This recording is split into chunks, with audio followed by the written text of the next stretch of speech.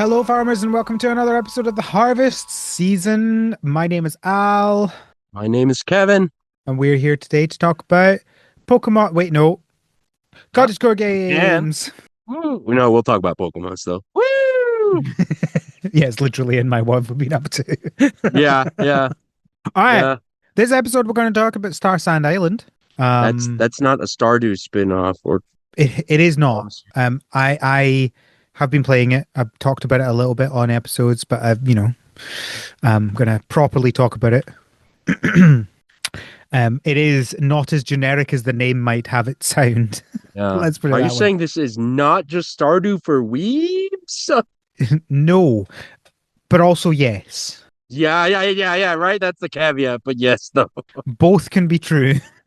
Yeah, yeah, there you go. There you go. So, yeah, we're going to talk about that. We also have some news to talk about, some big news to talk about. Um, Before that, I know what you released last month. We Ooh, also have a piece of feedback to talk about. ooh, that's exciting.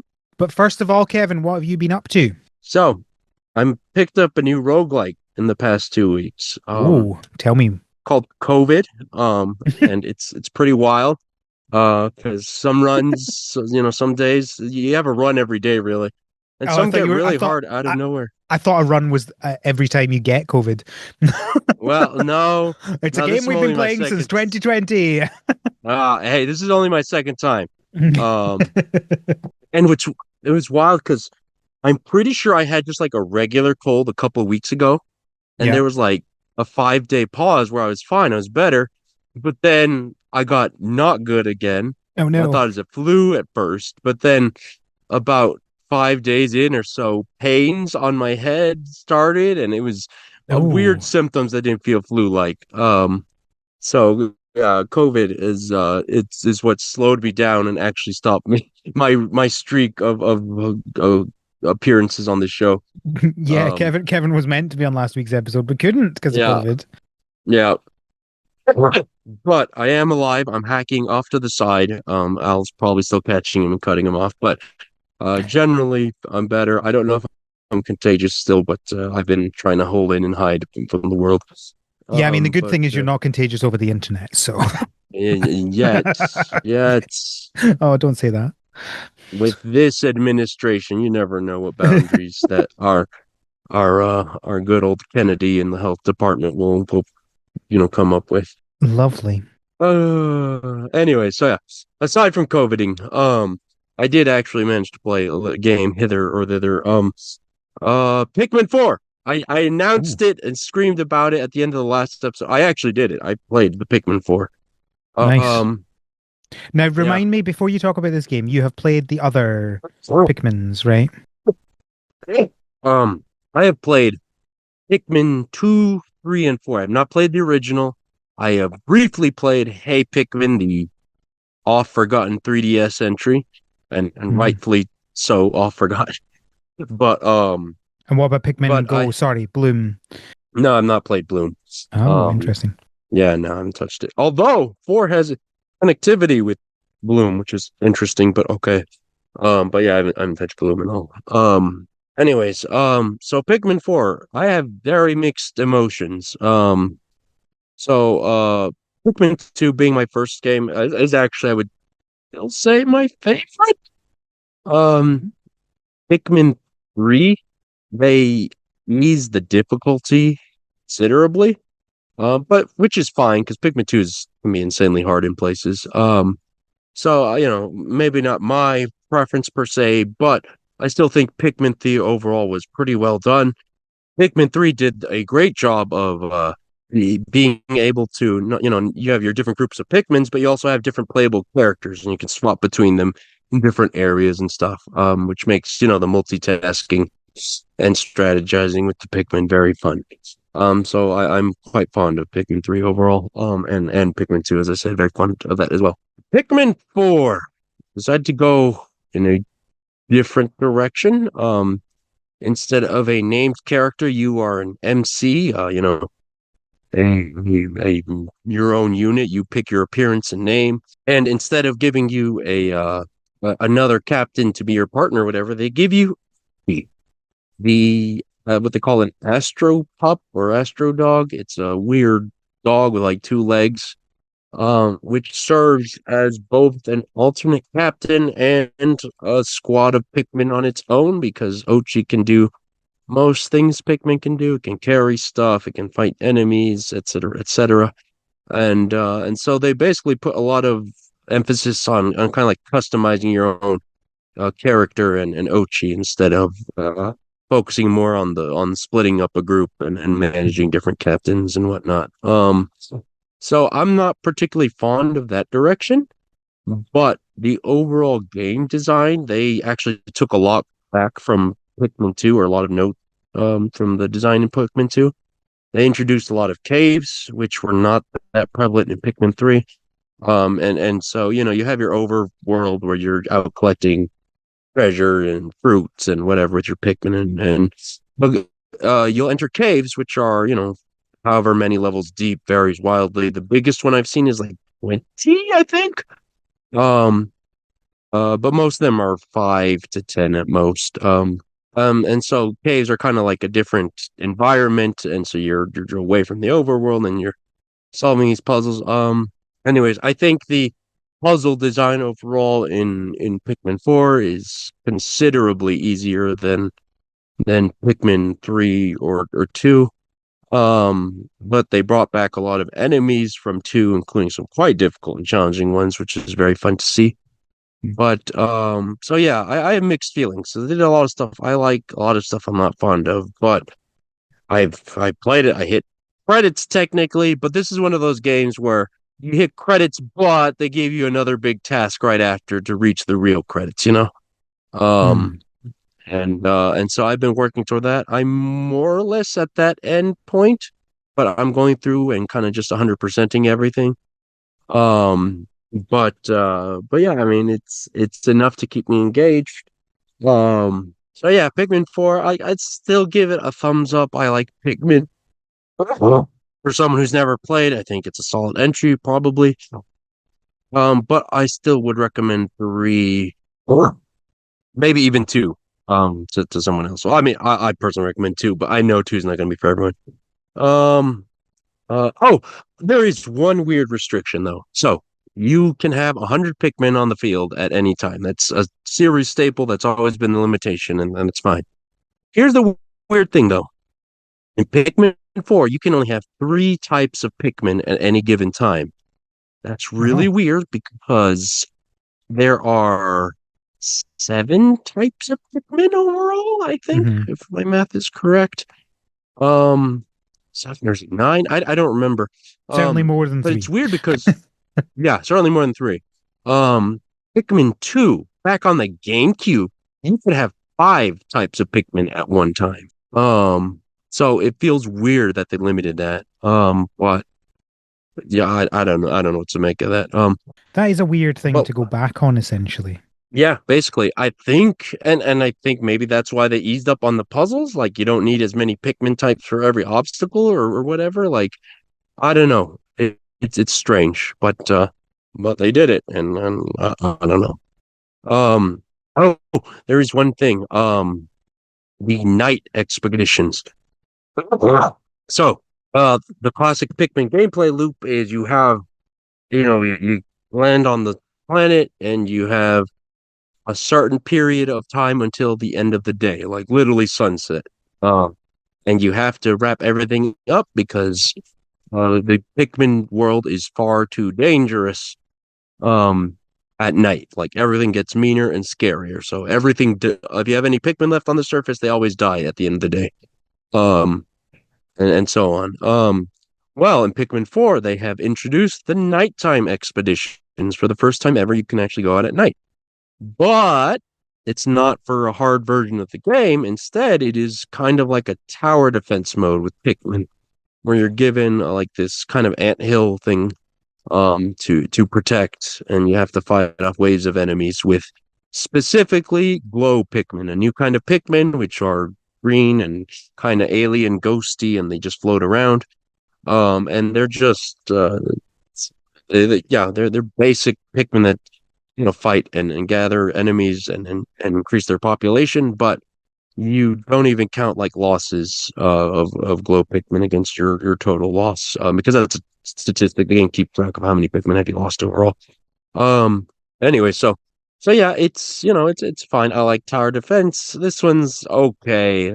I haven't played the harder levels, so maybe they get better, but they've just been fine so far. But I applaud them for trying something different. Wow. And so yeah, so gameplay wise, like I said, the whole thing's solid.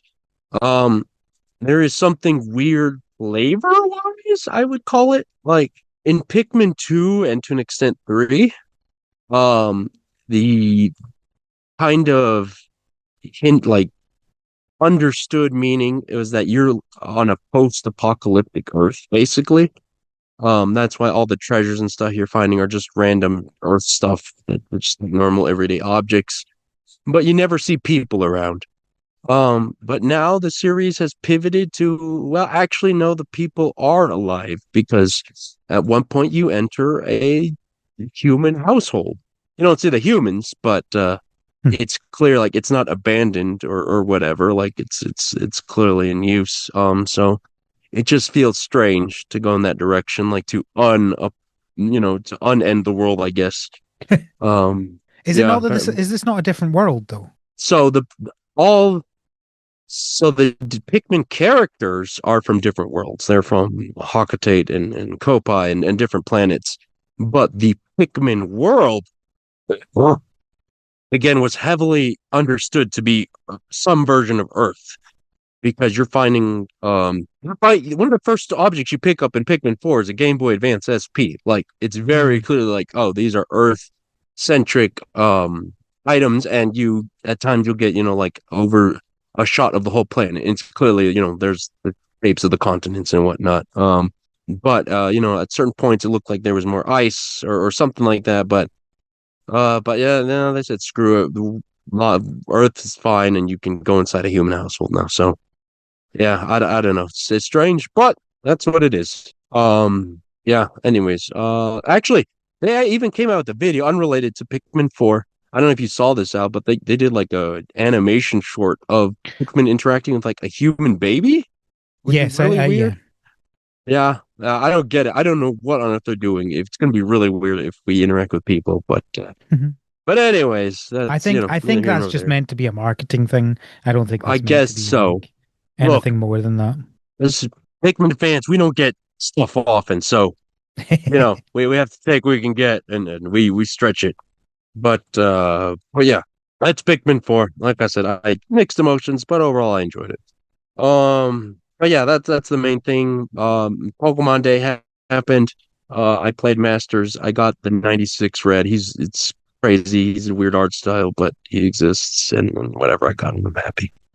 Um Anyways, Al, what about you? What's going on over there? Well, mostly just been playing more Starsand Island, because this podcast.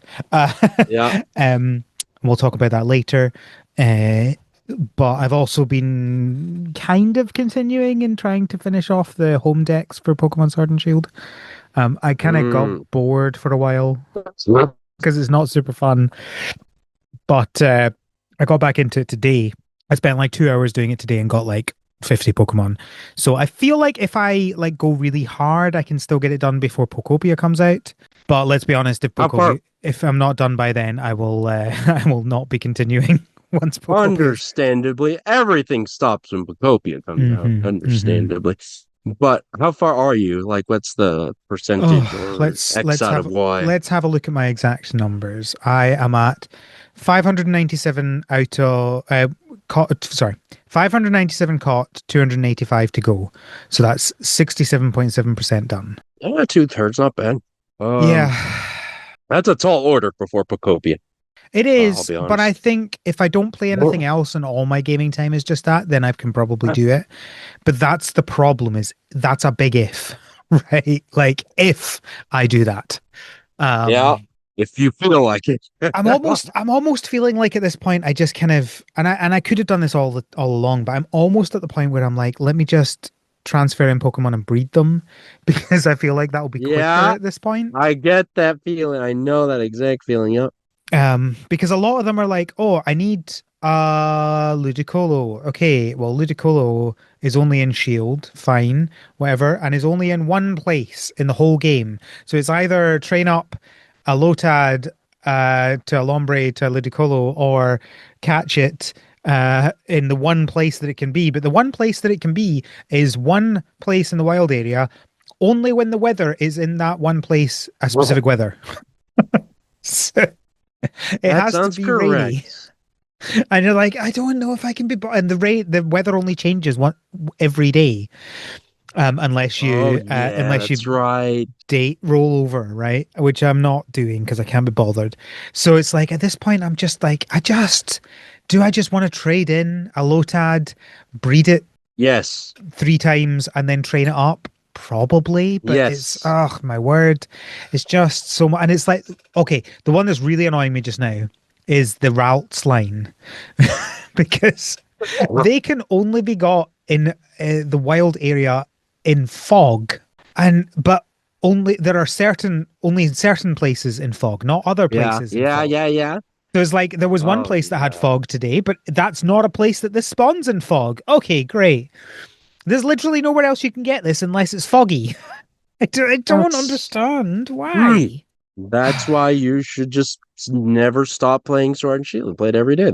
That's how it goes. Well, Um. the worst thing about this is I've done all this. I've done all of this for every single one of these Pokemon. I have already Yeah. done it because I have the decks complete in the game. What did I do? Kevin, what did I do with the living decks that I had in this game? What did I do with it? Oh, that part. Oh man, I can't even imagine how that feels because I've done a living Dex or two, but to know they're out there somewhere. Oh man, This is why every game now I do the do living your decks Oak as I Dex. play it.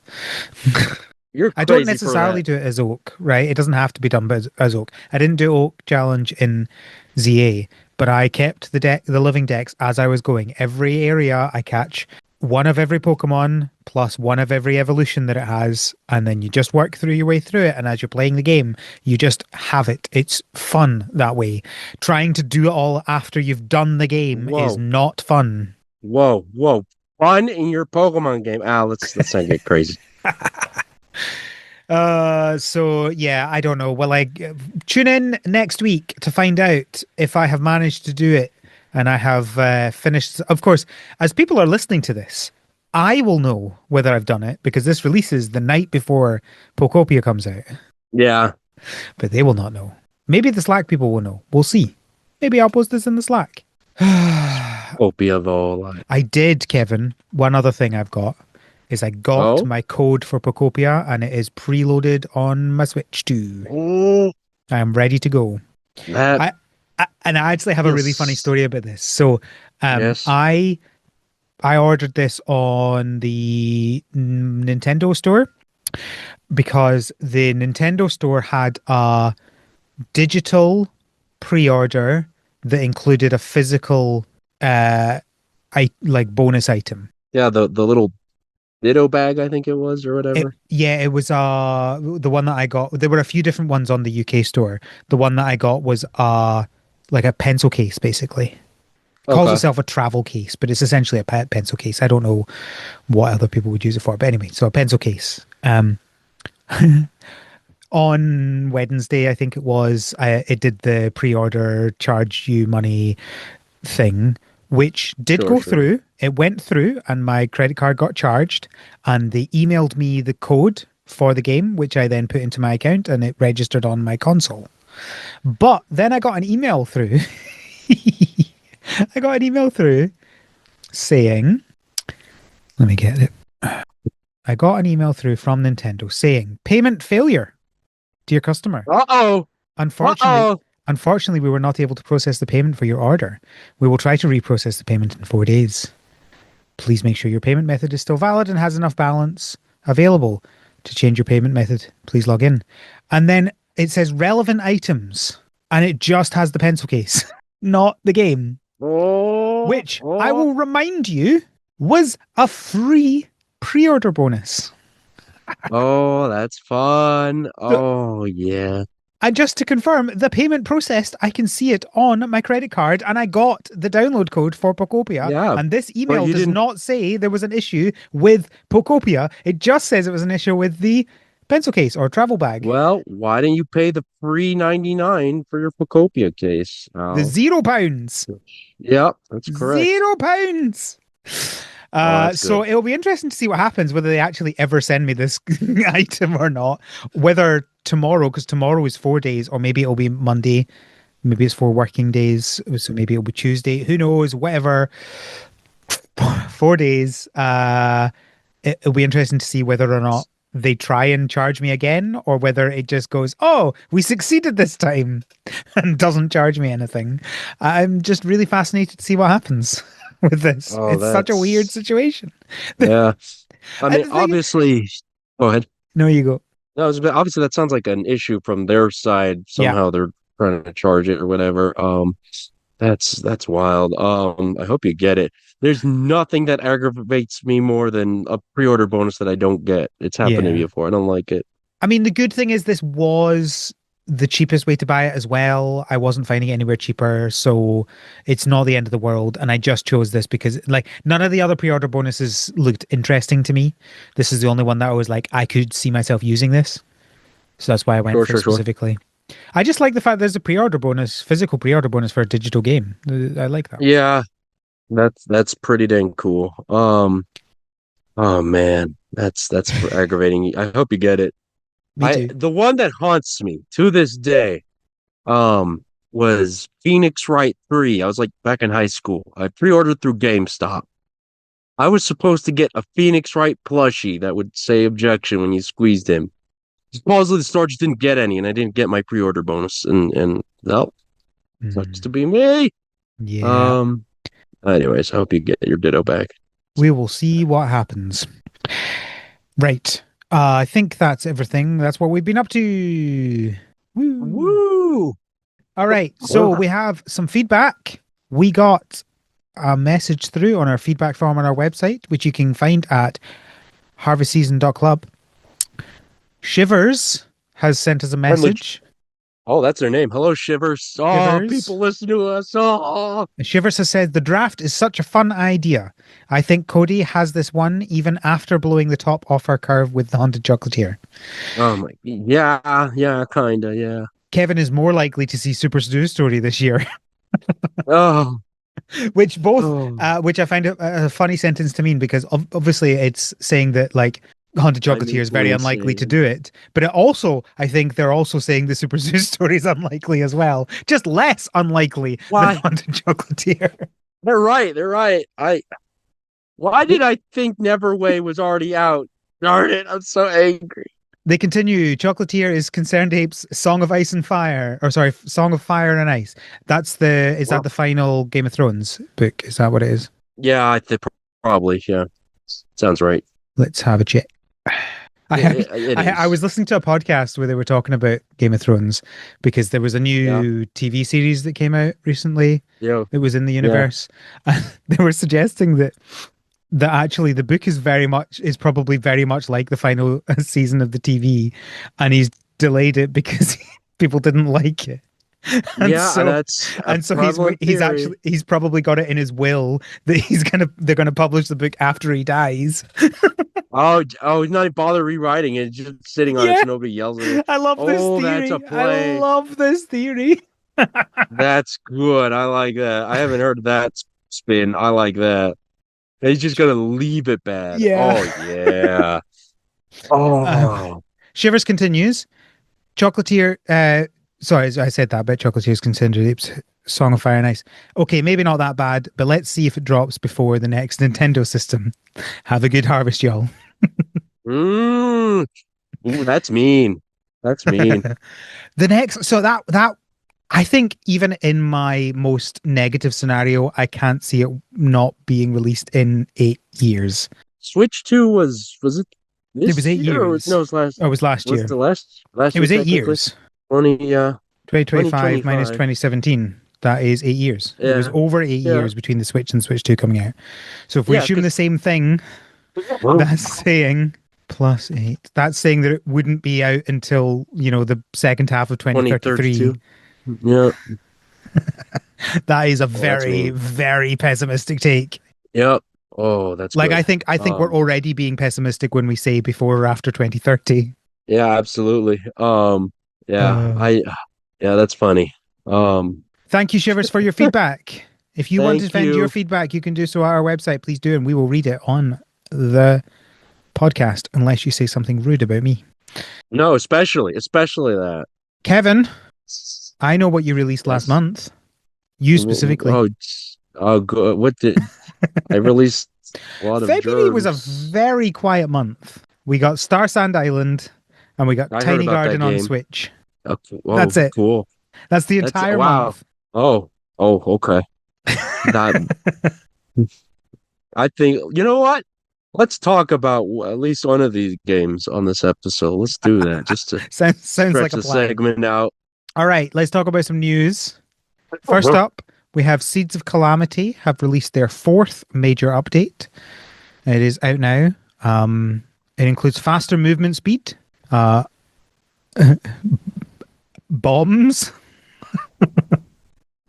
more That's a wild decorations, large variance. chests, and new adorable companion, a fox. So if you Those want a large fox, chests are square. Um, they are very, very chunky. yeah. Let's see here. I'm trying to remember what this game is, but It's Seeds of movement speed is Calamity. yeah. Oh, oh goodness. Um, It's one of the you're rebuilding after uh, a great calamity yeah, type. It's a Stardew like. yeah, I see it. Bombs, that's a big one, I guess. Okay, are we still in early access? Yeah, it is. Okay, Yeah, it's early that access. explain it. Yeah, Yeah, I mean we're cottagecore, of course it's early access. yeah. Um, Wow. cool, good for them. They can move faster to get through the game faster. I'm just Next, kidding. we have the Ranchers Next Fest update, What a name! and it adds in some control and camera updates with some quality of life improvements. Um, Plus, they are removing all their AI generated stuff from the game. Oh, goodness. So specifically, they had NPC phone call voiceovers. Oh, not the voice. Oh, come on. The dev team could do that themselves. Oh, come on. Replaced with dialogue style audio cues. That's like those Okay. grunts she gets, right? That presumably. Okay, fine. Yes, thank you. Removed the NPC dialogue Q&A mechanic for visitors and resident NPCs. So is that Wait. like have they done like AI generated text dialogue for characters? Oh, yeah. Do you think some racist nonsense was coming out? I don't think it was AI generated within the game. I think they just got an LLM to like get Ah, them a they bunch put the of prompt and dialogue. copy pasted. Yeah, I think Gotcha. that's all it is. Replaced loading screens with the main game illustration. So that was probably some AI art there. Oh, yeah. Removed all AI generated artworks, including wall paintings. Oh. And the best one replaced AI generated car radio music with licensed music, Oh my goodness. which That's a lot is of elements. which the that one in particular is funny because it's like they're not even like, oh, this is saving us time. That one was just saving them money because they replaced it with licensed music, Yeah. Yeah. Oh. which of course leads into some fun issues where there might be some copyright Whoa. issues for streaming because it's licensed Mm-hmm. music. Out of They've the said they're working on a pot. solution for that. Oh goodness. I mean, there is a solution.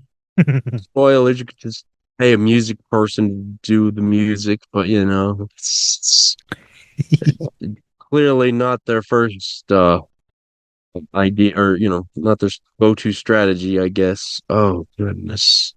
So the Oh, comments on this are very much half and half of people saying, "Oh, this is a good decision to remove it," and people saying, "Why did you remove it?" oh, I man, we haven't run into I think anything this AI heavy on the show before. That's Yeah, wild. this is pretty chunky. This they were I think we don't need to get into the ethical discussion around it, right? Like Yeah, I don't think trying to convince anyone that is right or wrong will convince anybody, right? Like yeah, people have their opinions and mostly will stick to their opinions on that. yeah, I think it's interesting that the pressure has actually led to them changing things because this is obviously going to give them more work, and yeah, they obviously decided that the amount of work that they have to do is less than the black blowback they're getting for having it, yeah, which is interesting because I hadn't seen anything about this until they posted about it. I was because I've not played the game yet, and I was yeah. not aware that this was a thing in the game. No. What's the it's called? The Ranchers? I don't. Yeah. I and like looking at this game, like, how to put this gently. This is not Fields of Mystery, right? I don't know how huge this community is, so like, I don't know who's developing it. I don't know how much direct feedback they're getting, et cetera, et cetera. That's And wild to see, yeah, though. and I'm also interested as to how these things like there's a demo to the game, so that must be how people are aware of these things, right? Because it's not even out in early access yet. Although somehow it's in my Steam library already. I don't know how.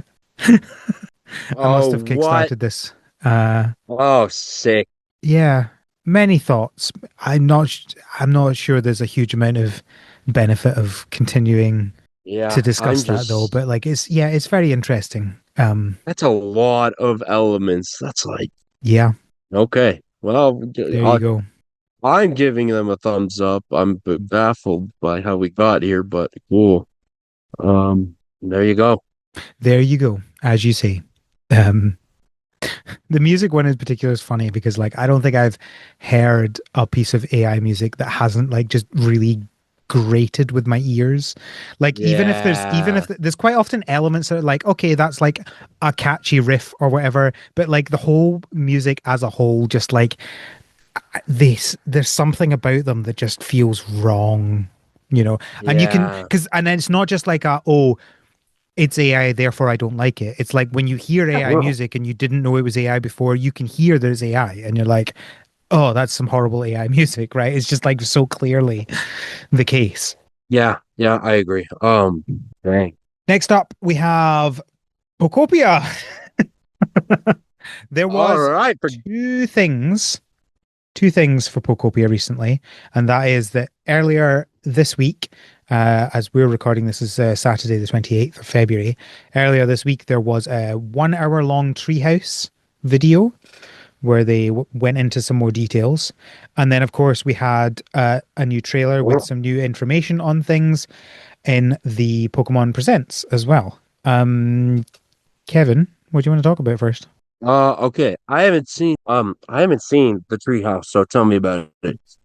So most of it is kind of just stuff that we already knew. Um, and just like showing it in more detail. What I did find interesting is there's multiple times. So you know how you're starting that area that's like surrounded by cliffs on all sides. Yeah, yeah, you're in a little like valley cave canyon thing, yeah. Yeah, they very much limited themselves to that area and were clearly telling us that they were doing that to not spoil surprises. There was a point where there was a Pidgey that they were you get a dowsing machine which will show you where items are, but you have to like use a Pokemon with the dowsing machine. So they were using a Pidgey that was then showing you where the hidden items were, Mm, which is cool. But when they started going towards where the Pidgey wanted them to go, it was taking them up to the top of the cliff, and they would not do that. They said, "We're not going to do that because we don't want to spoil it." And I'm like, they don't want to show the dead trainer hanging from the parachute. they didn't want to show us outside of this valley. And I'm like, what is it that they're not wanting to show us that's right outside of this valley? Because it's not like we haven't seen stuff out the valley, because they've shown us in trailers, they've shown us like the water and the Dragonite and the Lapras and stuff like that. So it's not the concept that there is a bigger world. We know about that. Yep. So there's something specific that is just out Well, of sight from the first area I that mean, I they think I don't nailed want it. us to see Pretty yet. pretty clear to me. Corpses out there, man. That would very much change the concept of the game. Yeah, well, Imagine you start playing this with your young child because it's such a lovely little Pokemon game, and then you find some dead bodies along the look, way. it's gonna be the opening is gonna be the Hello Kitty opening, but they're gonna play it straight. It's- So yeah, they showed us a bunch of other things as well. Like they showed us how the farming works. They showed us interacting with the Pokemon. The Pokemon seem to be very much like self guiding. Like they will just do things while you're not dealing with them, and they will sometimes come up to you and talk to you because they want to do something with you. So it definitely okay, so feels kind of it feels quite lived in, which is okay, good. almost Cult of the Lambie feels Yeah, like. yeah, yeah, kind of like that. Yeah. So it feels like the Pokemon have like wants and needs, and they will make it clear to you. And it's not just like they just sit in their corner waiting for you to talk to them. They will Sick. do things. They will That's even. what I There was a want. there was a point where they went over to one because they wanted to talk to a Pokemon, and the Pokemon was having a conversation with another Pokemon. So yeah, Sick. that seems really nice. It seems like it'll be fun. There, what else? They showed the building of buildings, or repairing of buildings. There's some repairing and there's some building new buildings. That took real life time. So I think they said that one of them took 15 Ooh. minutes of real Okay. time. I don't know whether that was just for that one, and other ones might take longer. Sure. They showed us the Pokemon Center being rebuilt, and they said that what they were showing us there was much faster than in the real game, and it Mm. took maybe like 3 minutes in game. So I don't, kind of it they were just saying that that was much faster than normal. So that's interesting. I think if it is sort of like 15 minutes is like the max, then that feels fine to me. I think Yeah. what will annoy me is if things start taking hours Or, yeah, that's the or question, right? Are days. we Yeah. getting into Animal Crossing where I have to territory where you have to turn off the game because it's got nothing to do to tomorrow? I Wow. would be surprised if that was the case, I especially would too. as it looks like you get like the so you've got like Hitmonchan that gives you the terraforming ability. Looks like you can get that very quickly from what I can see. Um so like even if you've have to wait for other things, there'll at least be that you can deal with, which that opens up the world quite a lot, right? Yeah. Yeah. Okay. Yeah. The Yeah. I'm other not. I just. I don't think we'll see that either. I'm just. Just raising Yeah, the possibility. yeah, exactly. I think once things take an hour, I'm getting annoyed. If things take a day, um, I think that changes things for me, and I don't think it'll be that bad. Going from a 12 10 out of 10 to an 11 out of 10 in that case. So the other couple of things they showed us were how you know how to get certain Pokemon. So, like Pokemon will have specific habitats to show up. Like we saw them, in the trailers before. We've seen them like creating, like watering grass, and then Pokemon will jump out the grass. There's a lot of different kinds of habitats. They called them. Which is like there's just having four pieces of grass together as a habitat. There's having Hitmonchan's one was a bench with a boxing thingy Punching bag. next to it. Punching bag. There we go. There were things like a rock with 5 pieces of grass around it. It sounds like there's a lot of different habitats that you have to build to get the different Pokemon. And the game kind of gives you hints towards what they might be. And then once you've done one, it kind of goes into a dex of sorts where you're like, this is Yeah. now, I now have a list of all the habitats I've created and what I did to do Yeah. them. This man, like, I've been so, freaking out about the Dragon Quest Builders aspects. Like, I haven't thought about, like, the Pokemon aspects. How big is this deck's gonna be? I Yeah. assume there's a legendary or two that you'll have to build a very specific habitat for, or I, something like that. we did get confirmation that legendaries are in the game, in Right. the video in the presents. So yeah, that's presumably going to be really hard to get, Yeah, right? probably like end or post game content, Uh-huh, probably. uh-huh. Dang, man. Oh, The, God. so, so the so the other big thing, so there was a small thing which was confirmation we got that your all your items are stored inside your body Yeah. because Stockpile spit up, they baby. show they showed when you open the inventory, they pointed out that the inventory is shaped like a ditto, and they said that's because you're Oh, storing everything inside you. They explicitly said that on the yes. treehouse. The So existential horror of your X-ray inventory. yeah, Yes. absolutely love it. It's fantastic. More of that, Oh, please.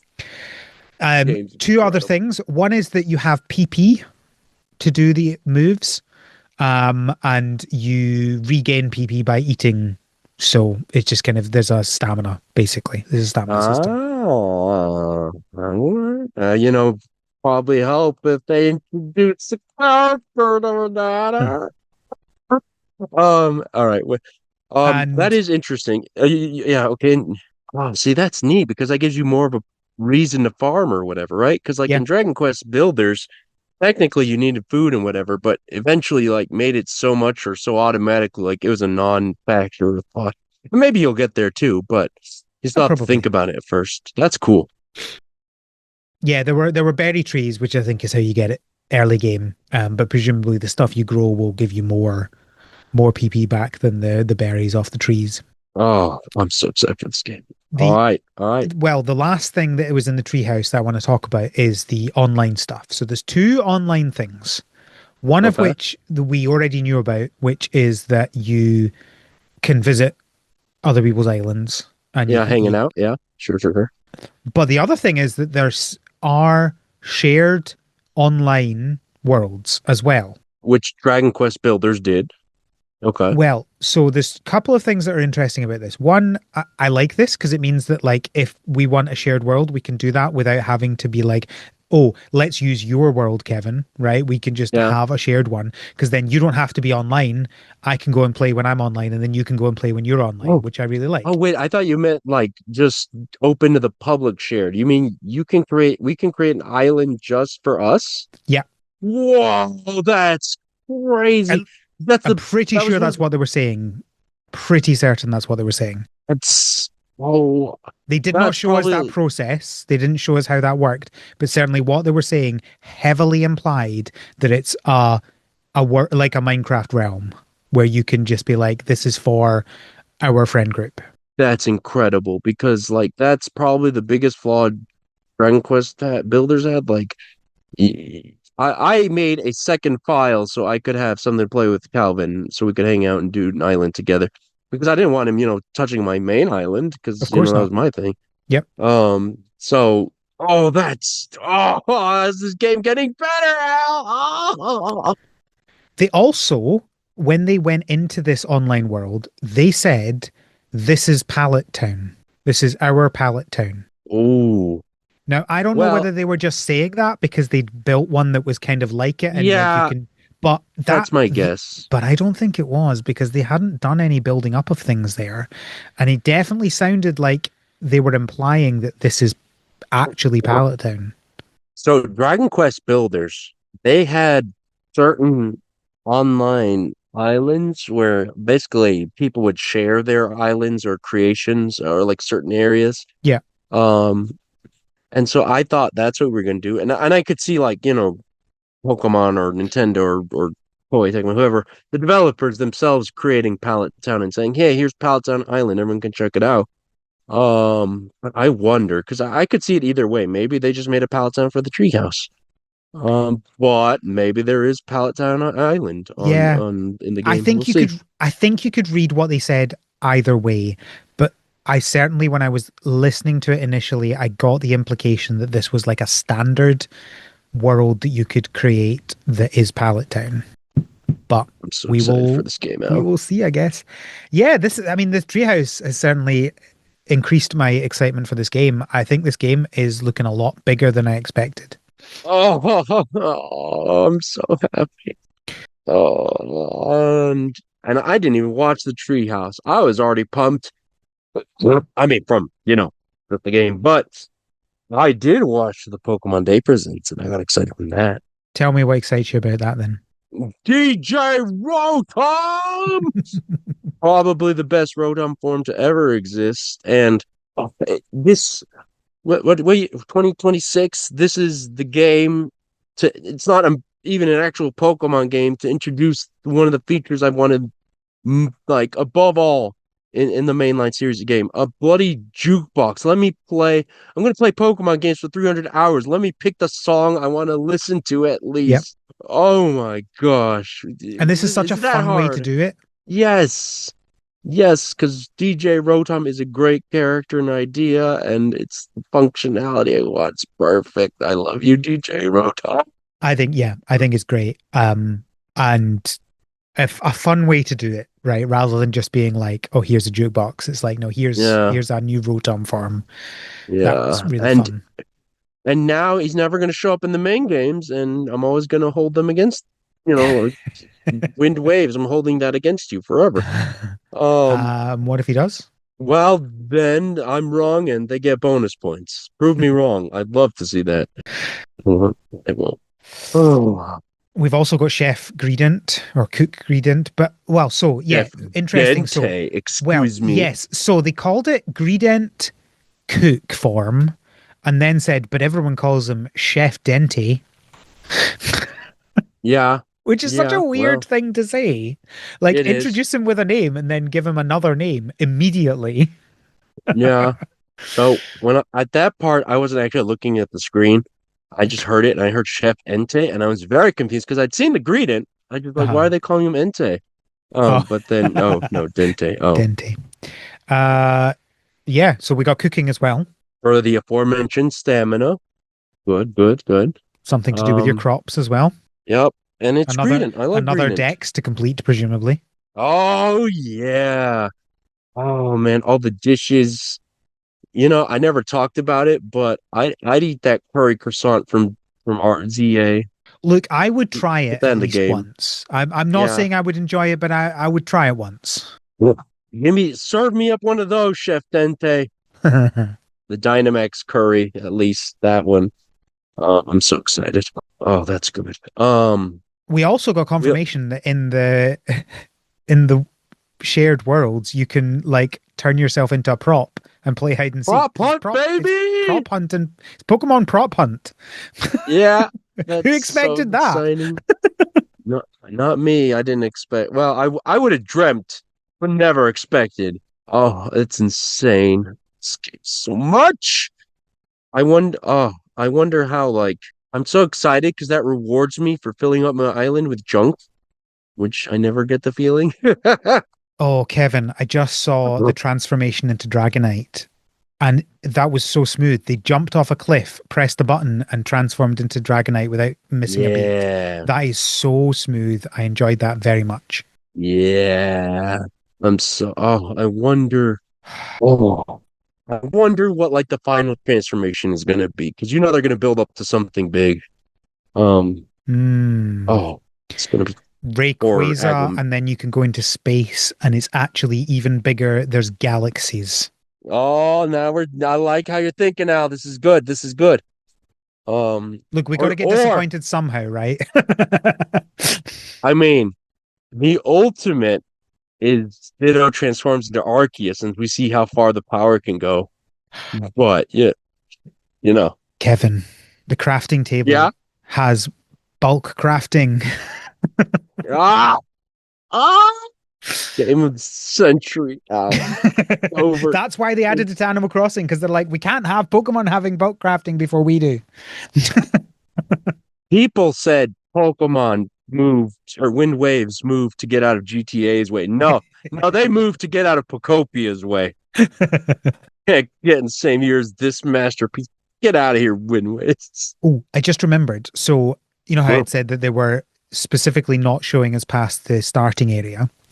Yeah. They also did not go into the Pokemon Center that they rebuilt for the same reason. They said, we don't want to spoil it. So, what is in the Pokemon Center? What's in the Pokemon Center that they don't want to spoil? The furnace. They're showing the truth. Everything that goes in there, it's just a furnace, and they give you new ones. I'm really fascinated. And it's really nice. Like, I'm just seeing like watching this again in silent, and I'm just seeing all the Pokemon reacting to things. Like they'd built So one of the people went off to do something else, and they gave the other people who were playing a challenge to see what they could build in 10 minutes. And then when they came back, they'd built this little house, which was a cute little house. And there was just Makuhita standing there saying, "This is a nice place." Like he'd Yeah. registered, it had registered that they had built a house. Yeah. Oh, that's the stuff I'm talking. I mean, that's Dragon Quest builders. Like they got that down pat. But to hear Makuhita saying that, this is it, man. This is the game of my dreams. It's done. This is the thing. Like I'm seeing. Yes, we know that this was obviously uh Dragon Quest builders like and could therefore be very good. Everything I'm seeing confirms that this is built very similarly to it. Yeah. Oh, the water. So they built a channel from the sea and the water went in and then like slowly, Oh, but the water, like, because they hadn't built it down far enough, the water just yep. like flowed in a Petered little out. bit Yeah. until it ran Yeah. out of space. Yeah. And Oh, that's what I presumably then if want. they put it down further, the water would go further. This is excellent. I'm so excited for this game, Kevin. I'm jealous of our listeners because they're closer to it than we are right now. In fact, if they're not listening to this the night it goes out, then they're Oh, it's probably over. listening to it and playing. Like they could be playing right now if they're not They listening the could. night it Oh, comes out. I'm so jealous of you, listener, playing right now. Oh, There's also lots of little touches. Like I'd noticed that so whoa. rototiller, which is what they use for making like tilling the ground, it has multiple other effects. So the one they showed us was you can use it to pick up plants or flowers and move them to a different place. So it's just like being able to not just, without harvesting it, they're like literally scooping it up and putting it into a different place. So if you put your flowers in the wrong place, you can Right. use the same thing that tills the ground, you're Yeah. using instead to move where you'd sown something, Oh, which is both a that's nice quality of life improvement, but it's incredible. also just like a really nice touch. Oh, details. Caring about the details. Pokemon could never. Oh, This game needs to be successful. We need I. them to know that this is what people want, right? There is a non-zero chance I'm going to buy more than one copy of this game. Maybe to give it to someone, but no, I mean I already know I'm buying at least two copies because Alvin's gonna have his own. But I'm just saying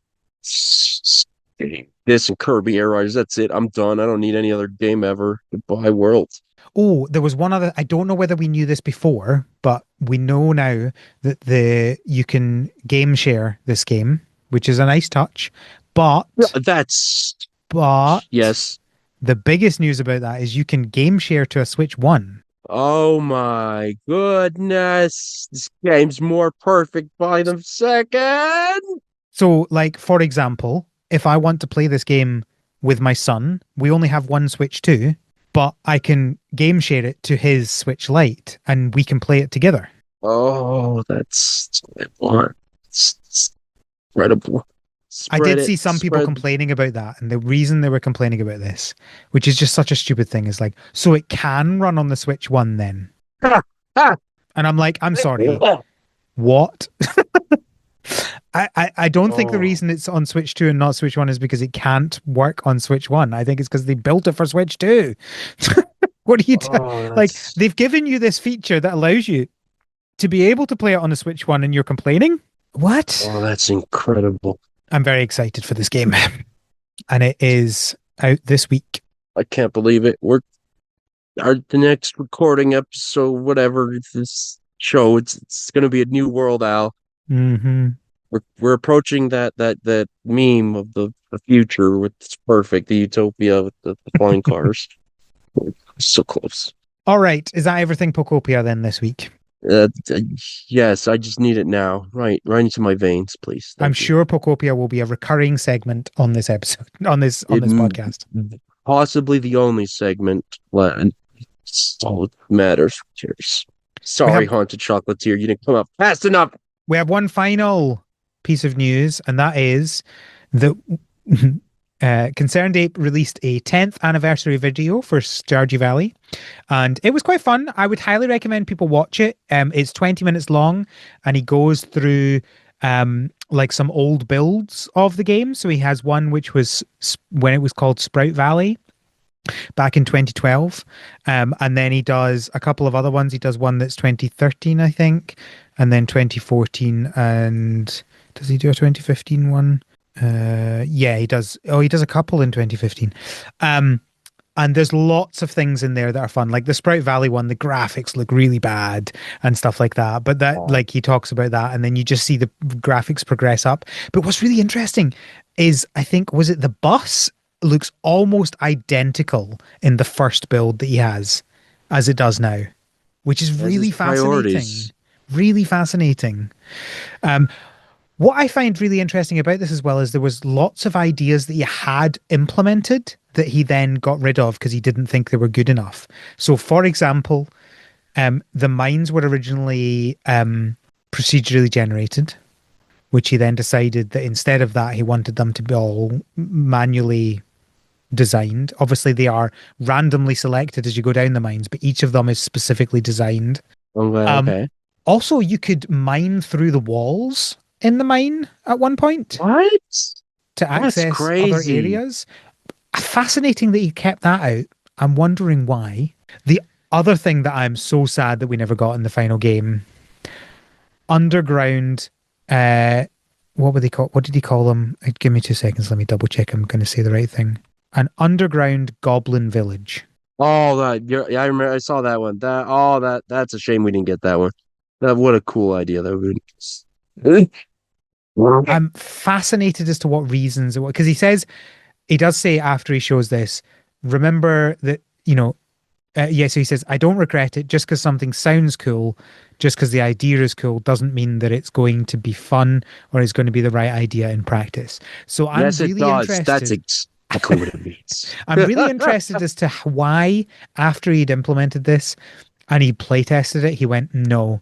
And not no as in this needs improvements, but no as in no, we're done. This is not happening.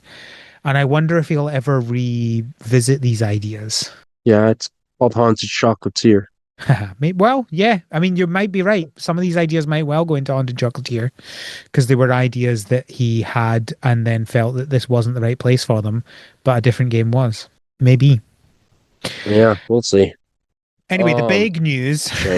Oh, the big news. I can't believe I'm on this episode. I'm so excited. Is that we got the names of the new marriage candidates in 1.7, and they are literally a physical envelope. He opens them up, and the piece of paper says Clint and Sandy.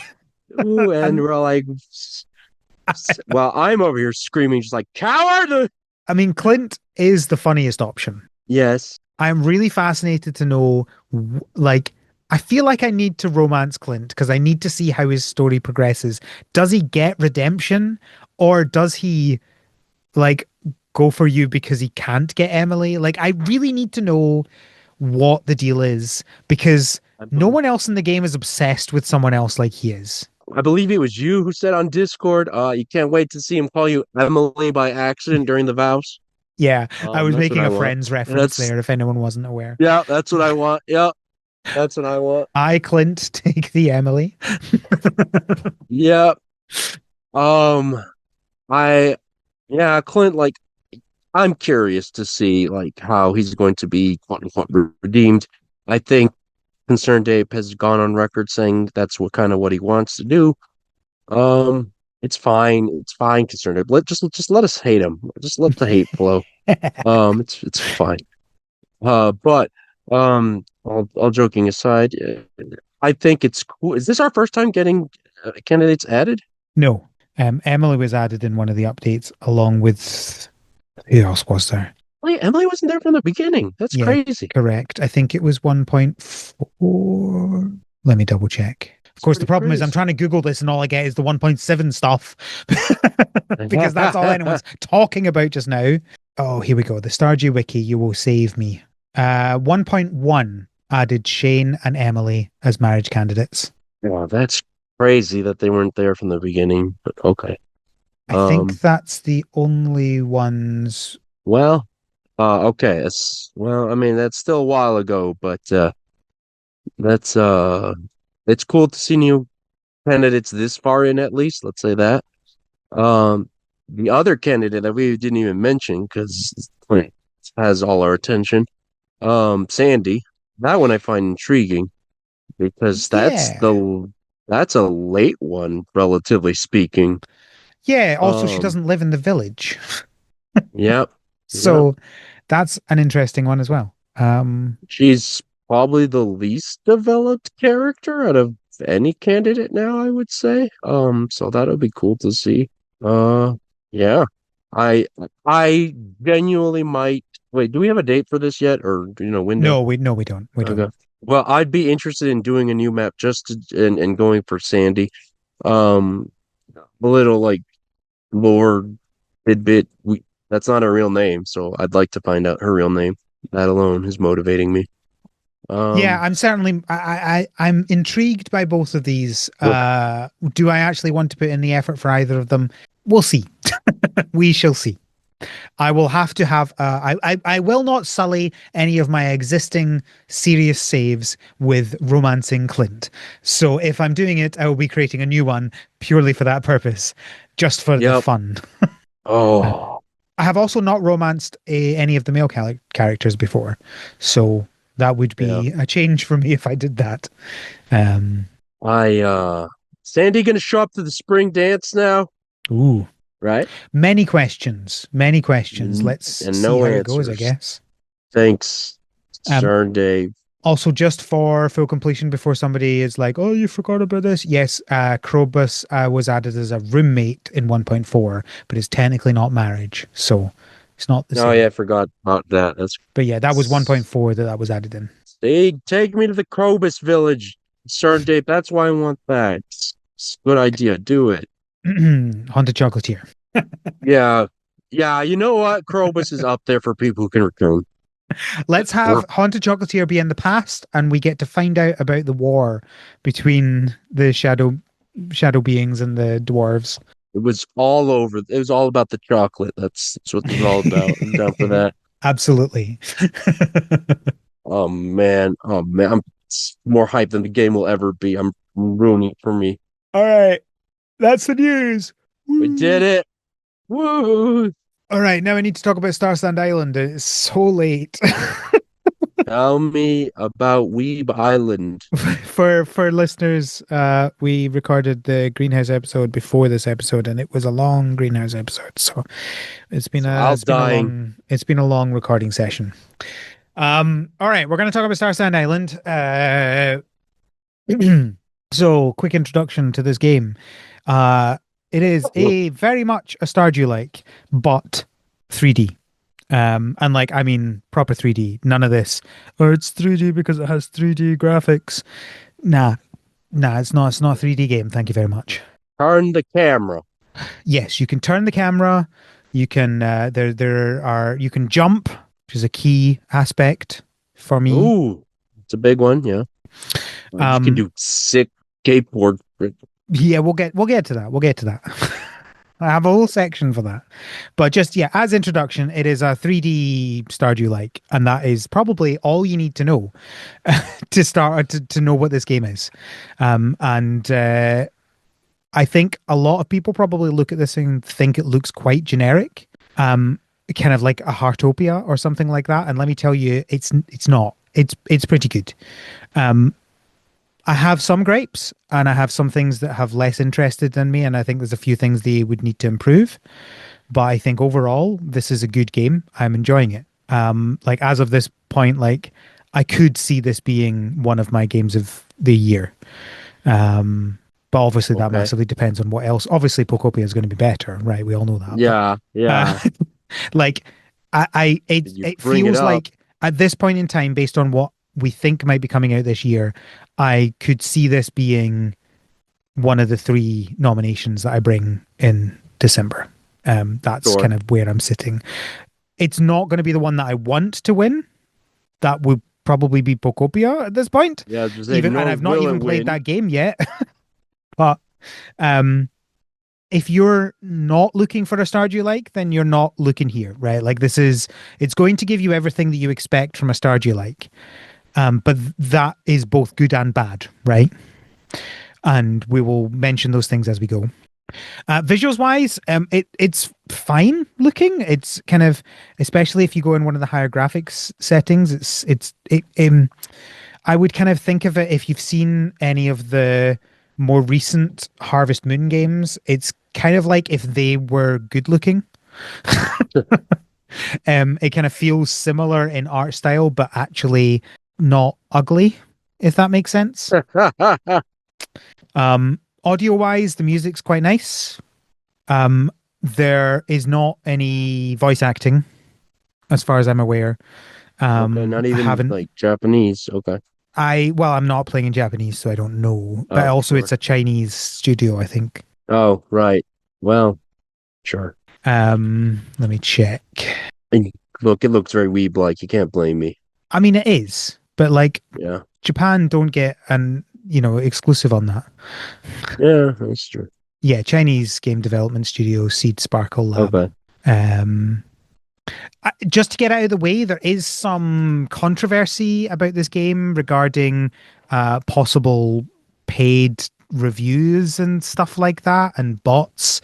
I don't. Meaning us. They claim that it's nothing to do with them. I don't know anything about it, but I would say that I think there are definitely some people talking about this game legitimately as well.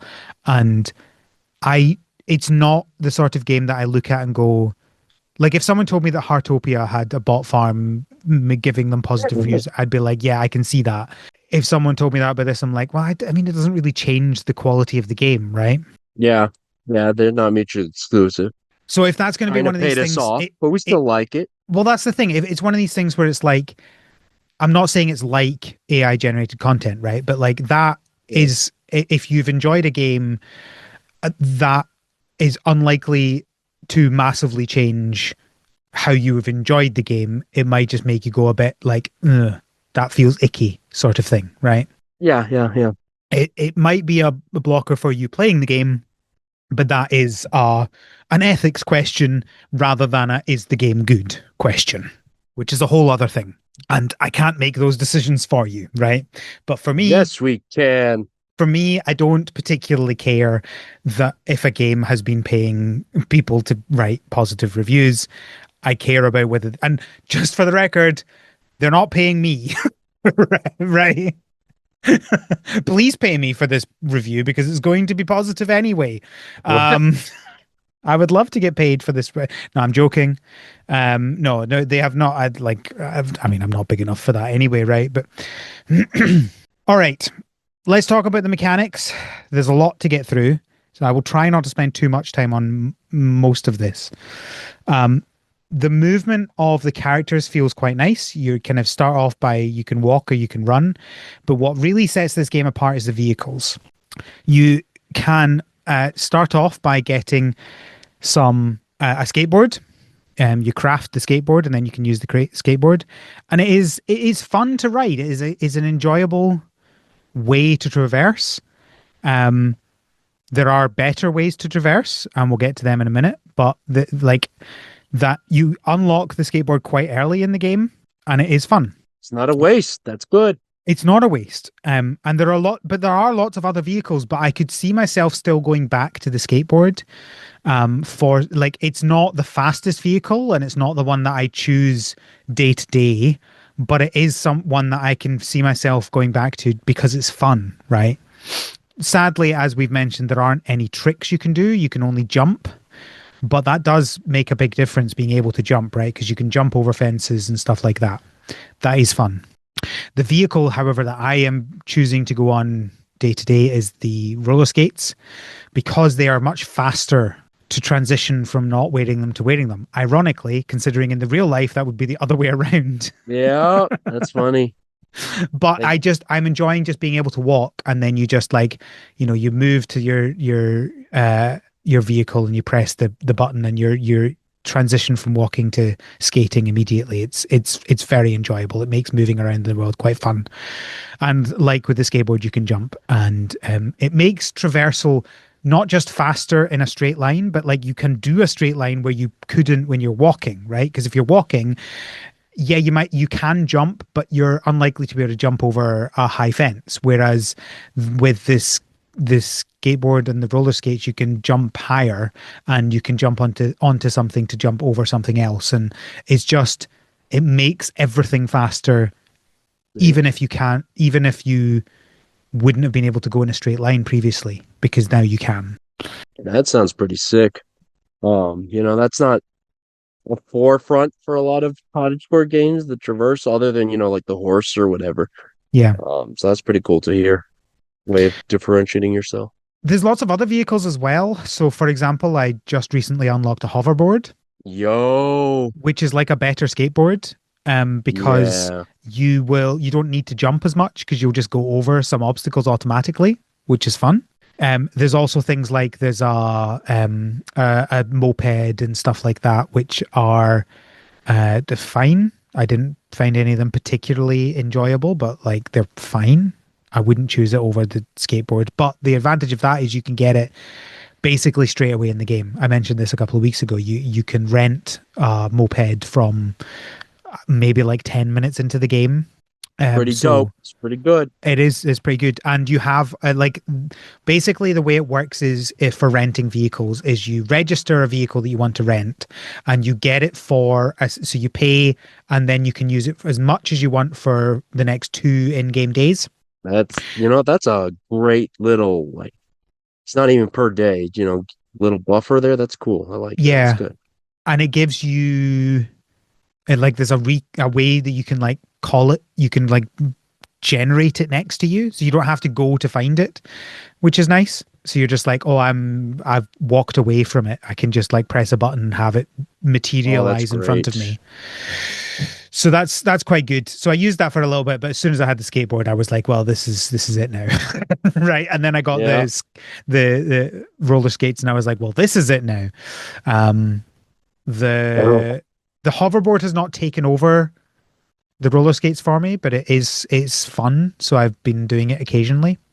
But there's also other things like, for example, there's jet skis and there's boats and stuff like that. yo, that's a big selection of vehicles. It's That's cool.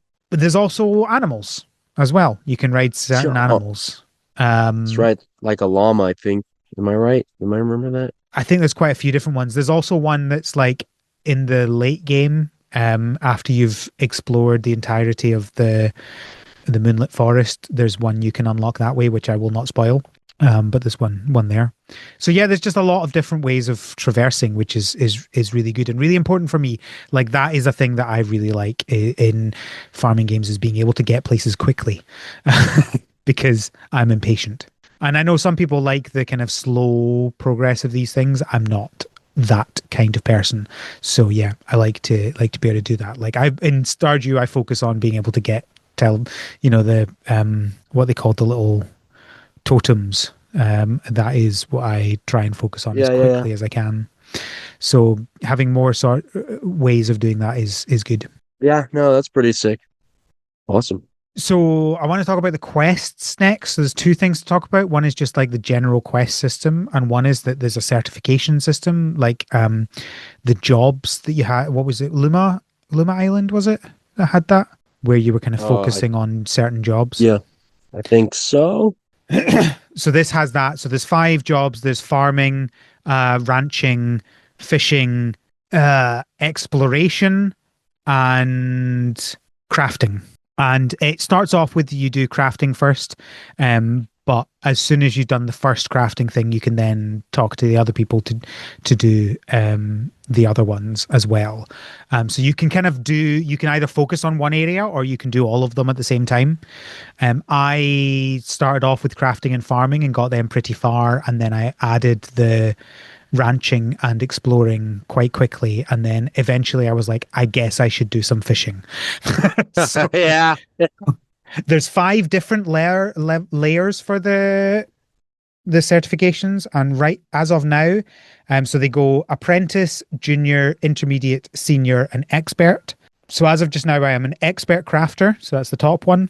I Oh. am an expert explorer, again the top one. I am intermediate, so that's the middle one on farming and ranching. Purely because those ones seem to get really hard at intermediate, where the other ones didn't. Like intermediate to get to senior farmer, you have to get 50 pieces of fruit, and it's like those fruit trees take ages to grow, and then ages. Like I don't know how I'm going to get 50 quickly. And the intermediate ranching requires you getting colored wool, and the problem with getting colored wool is you have to breed sheep to get different colored sheep. You can only get white and black to start with, and those ones don't count. So you have to breed them Oh. to get other colors of sheep, and I just haven't got to that point yet. So it's some of them feel harder than others to do. Um, the and fishing, I am apprentice, which is the first level. So that kind of shows you where I am in the game. Not a big fisher, but I'll get to fishing. I'll get to fishing. Crafting quests in general are pretty kind of good in my opinion. So there is a requests board, kind of like in Stardew, but it's more, it feels more fundamental than Stardew does. There's always multiple. There's like 4 quests a day, and you can accept up to 3 of them. Whereas in like Stardew, it's 1, I think, a day. Yeah, yeah, Maybe yeah. some days there's 2.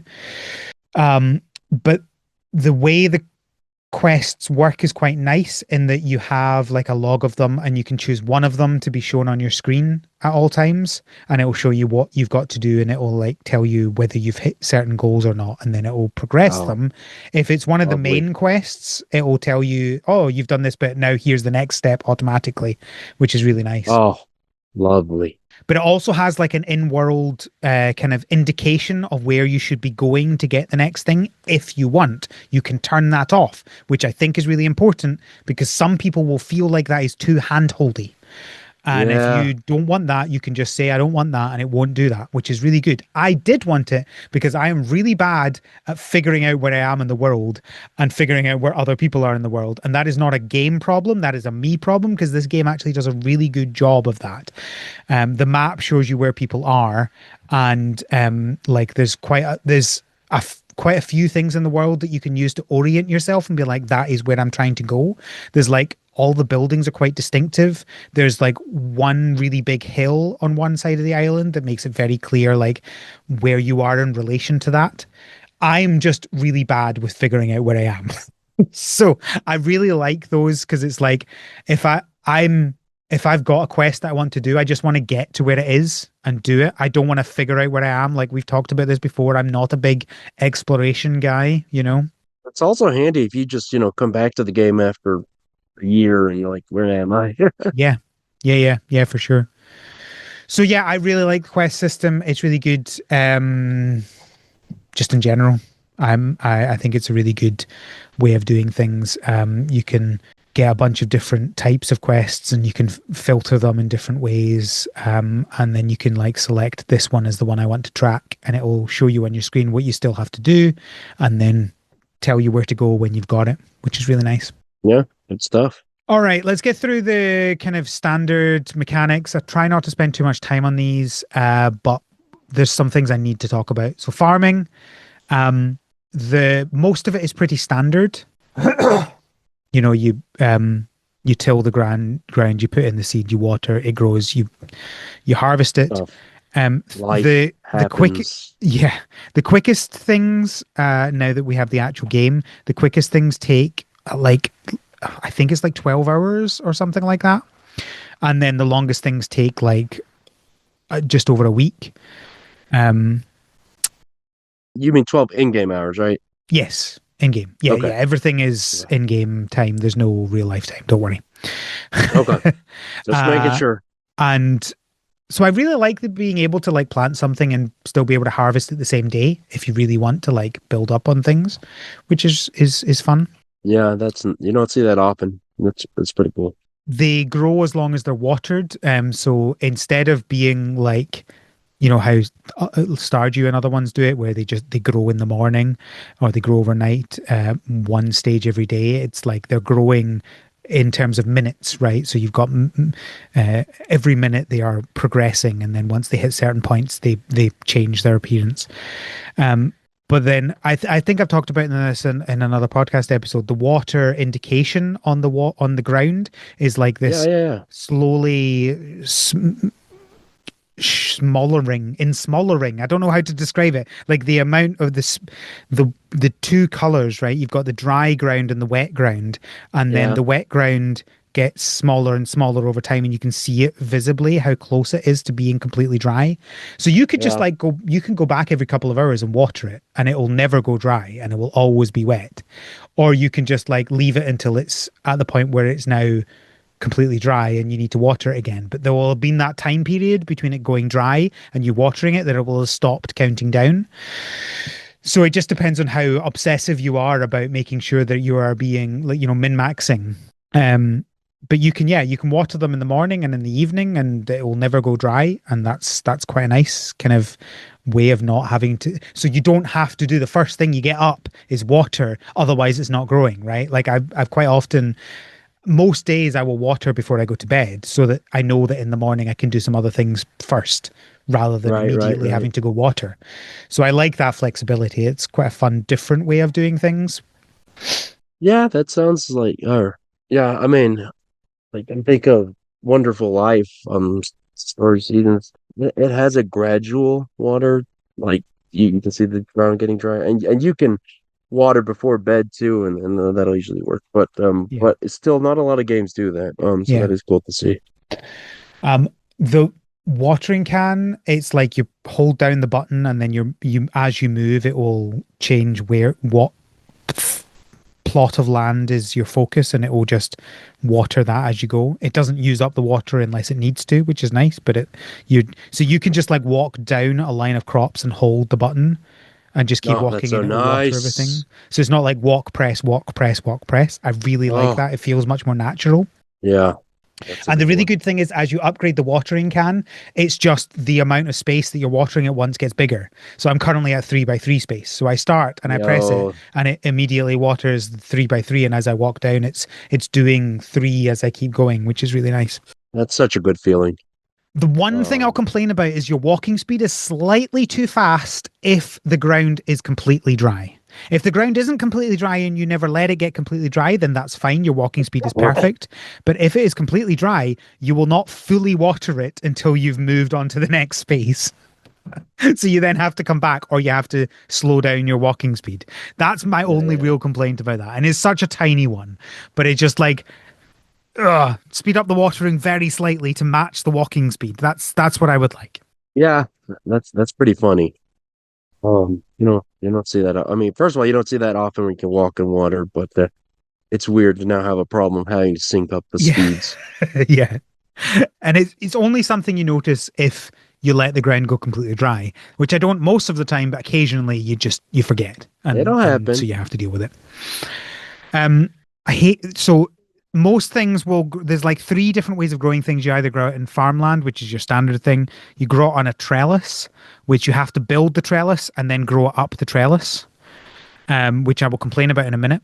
And then I think you can also have like a paddy field, but I haven't encountered the paddy field. But that's for like rice and stuff like that. You can grow that in that. I don't know how that one works, just because I wasn't bothered to figure it out because there's so many things in this game, right? But yeah, that is a fun little thing. Because obviously in Stardew there are some like trellis based plants, but you're like automatically plant the They trellis just, when you plant the plant. yeah, the tomato sticks just pop up. Yep. Exactly. And the chili and stuff like that, they just appear. Whereas here you have to build the trellis and then plant it under the trellis. My complaint about the trellis is the trellis ignores a bunch of upgrades. So, as I was telling you, the watering can waters more plots as you upgrade it, except the trellis. What? That's insane. Isn't it so stupid? So if I'm walking up and I have a like I do things on a 3x3 basis, right? So I've Sure. got a 3x3 and I'm walking, and then at the end of my 3x3s, I've got a 3x3 of trellises. And I've been watering everything in groups of 3, and now I have to water each individual trellis itself. Oh, that's stupid. Ridiculous. What are we doing? What the, into all this great innovation, and then we're just no, forget it though. Absolutely bizarre decision. I'm hoping this is a bug and it gets fixed at some point. But they've been fixing bugs every day, and this is still an issue. After a week and a half, it's still an issue after they've been fixing bugs every single day. So it's like, it can't be that big a bug. It must be deliberate. But why is it deliberate? Why is it different? I think the answer is because you don't till the land, you build the trellis. And so I think in the game it's treated differently. And so they've just forgotten to add that into a bunch of code that talks about it, right? Because it's not a plot of tilled land, it's a trellis. It's a different in-code object. Yeah. I think that's why it's the case. But yeah, it's just really annoying. I think my biggest annoyance about this game just now. Because there's a bunch of things you need for that. And I can't stop growing trellis stuff because I need the stuff. But I just hate I'm getting annoyed by this. What I've actually ended up doing is, like, I've not done a lot of sprinklers. I'll talk about the sprinklers properly in a minute. I've not done a lot of sprinklers because they're quite expensive to build, but I'm like, I will use the sprinklers only for the trellises. So I don't have to think about watering them. So that does bring me to the sprinklers. One really confusing thing is one of the watering can upgrades is called a sprinkler, but it's not a sprinkler. Oh, I hate that. That was very confusing. So I was like, oh, they're not sprinklers in this game. Is this the only thing? And no, sprinklers are in the game. So this was called a sprinkler, but then the actual sprinkler is called Sprinkler 1. Oh, such a bizarre. I think this is a translation issue. Yeah, right? That's exactly what I was about to say. It's just very weird. Oh gosh. But the sprinkler's fine. I mean, it works as a thing. It works exactly as you would expect it to. You know, first one is a 3x3, and then I think the next one's a 5x5, and I don't know what the third one is because I've not got to that point. But yeah, you craft it, you use it. It is a sprinkler. The naming thing was just so confusing. That's definitely bad translation. Absolutely. And this game has big crops, which a lot of things do. So if you have a 3x3 of a specific crop, for certain crops, they will occasionally grow into a giant one. That's always fun. I like that. But the reason why I'm mentioning is this: once you harvest the big one, you obviously get a lot of little ones, and sometimes you'll get a giant one as well that you can sell for more money. But you also get these little tokens that you can use for crafting furniture based on that type of crop. Ooh, what a good incentive to do that. Oh, that's good. I like that. So you can get like watermelon tea tables and watermelon sofas that you have to grow the big one to be able to get the items to be able to grow from it. It's fun. It's not something that I am going to spend a lot of time doing because I don't particularly care about how things look, but I think it's fun for some people, and it's a nice addition. Oh, I like that a lot. I'd be so in on that. So I think that's most of the farming stuff. Crafting is a bit hit or miss for me. I generally like the crafting, but it very much suffers from you use a machine to build a thing, to craft a thing, to build a machine, to craft a thing, to build a machine, to craft a thing. And the chains of crafting are really hard to keep track of, right? So, like, for example, let me see if I can get... I want to get an actual example so I can show you how it works. So there's a type of storage box called a realm box, which is like an extra box in your inventory that you can carry around. So basically it's an extra inventory increase. To build a realm box, you need 5 alloy, 3 spirit cube 1, 5 starflare core, and 6 hardwood planks. Now to get the alloy, you use the furnace to get the alloy from 1 gold ingot, 1 iron ingot, 1 copper ingot, and 1 coal ingot. And then obviously to get a gold ingot, you need 4 gold ore and 1 core. To get a copper ingot, you need 4 copper ore and 1 charcoal. And to get an iron ingot, you need 4 iron and 1 coal. So great, that's like 20 different things already. And then there was the Spirit Cube 1 to get the Spirit Cube 1, you need, just finding it because I want this to be accurate. You need 4 Spirit Cube fragments and 2 bronze. Now, the Spirit Cube fragments you get from getting ore, which is like what were they called? The little things in Stardew that you break open. Or the geodes or whatever. Yeah, the geodes. So it's like a geode.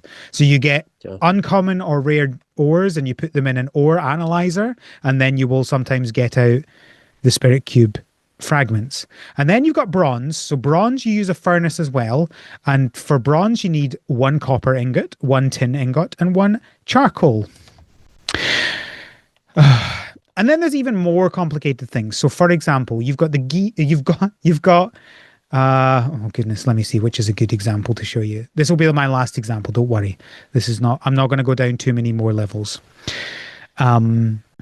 So there is a robot terminal, which I will explain later why that's fun. But to do the robot terminal, you need 5 meteor plank, 4 eternal alloy, 2 perpetual reactors, 4 chips, 6 gears, and 3 Spirit Cubes 2. Now, Spirit Cubes 2 need 2 Spirit Cube 1s and 1 magnet. The meteor plank needs, there was a specific type of wood I can't remember the name of. To get the chip needs 1 flame core ingot, 3 gold wire, 2 diamonds. Gold wire needs 1 gold ingot. Flame core ingot needs 4 flame core ore and 1 oil stone. And then, of course, we had the perpetual reactor, which needs 1 lunar crystal, 2 diamond, 2 high-performance wire set, and 2 magnets. Now, a high-performance wire set, it needs 1 gold ingot, 1 copper sheet, and 1 tin ingot. Now, what's a copper sheet, you might ask? Well, to get a copper sheet, you use the cutter to process 1 copper ingot into 1 copper sheet.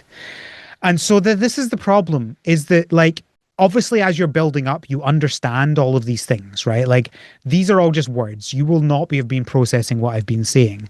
But as you're building up, you understand all these things. So everything that I said, I understand. But the problem is, I now have 13 different crafting machines. And you have to remember each one. So you have to know that a perpetual reactor comes from an energy converter, but a chip comes from a gearsmith. And then you've also got the spinning wheel, the loom, the cutter, the charcoal kiln, the furnace, the separator, the ore analyzer. And then that's not even to mention the fact that there's the ammo maker, the juicer, the feeder, and then, of course, the work table. There is a work table as well. And I'm just like, this is all very well and good, but why do we need all these different machines? What was all this to make again? I lost track. This was to make a robot terminal. Oh my gosh. So this is I just end up getting completely lost in all of this. And I'm like, okay, I know, by the time that I've got all of my items, I've forgotten what it was I was trying to craft in the first place. Yes.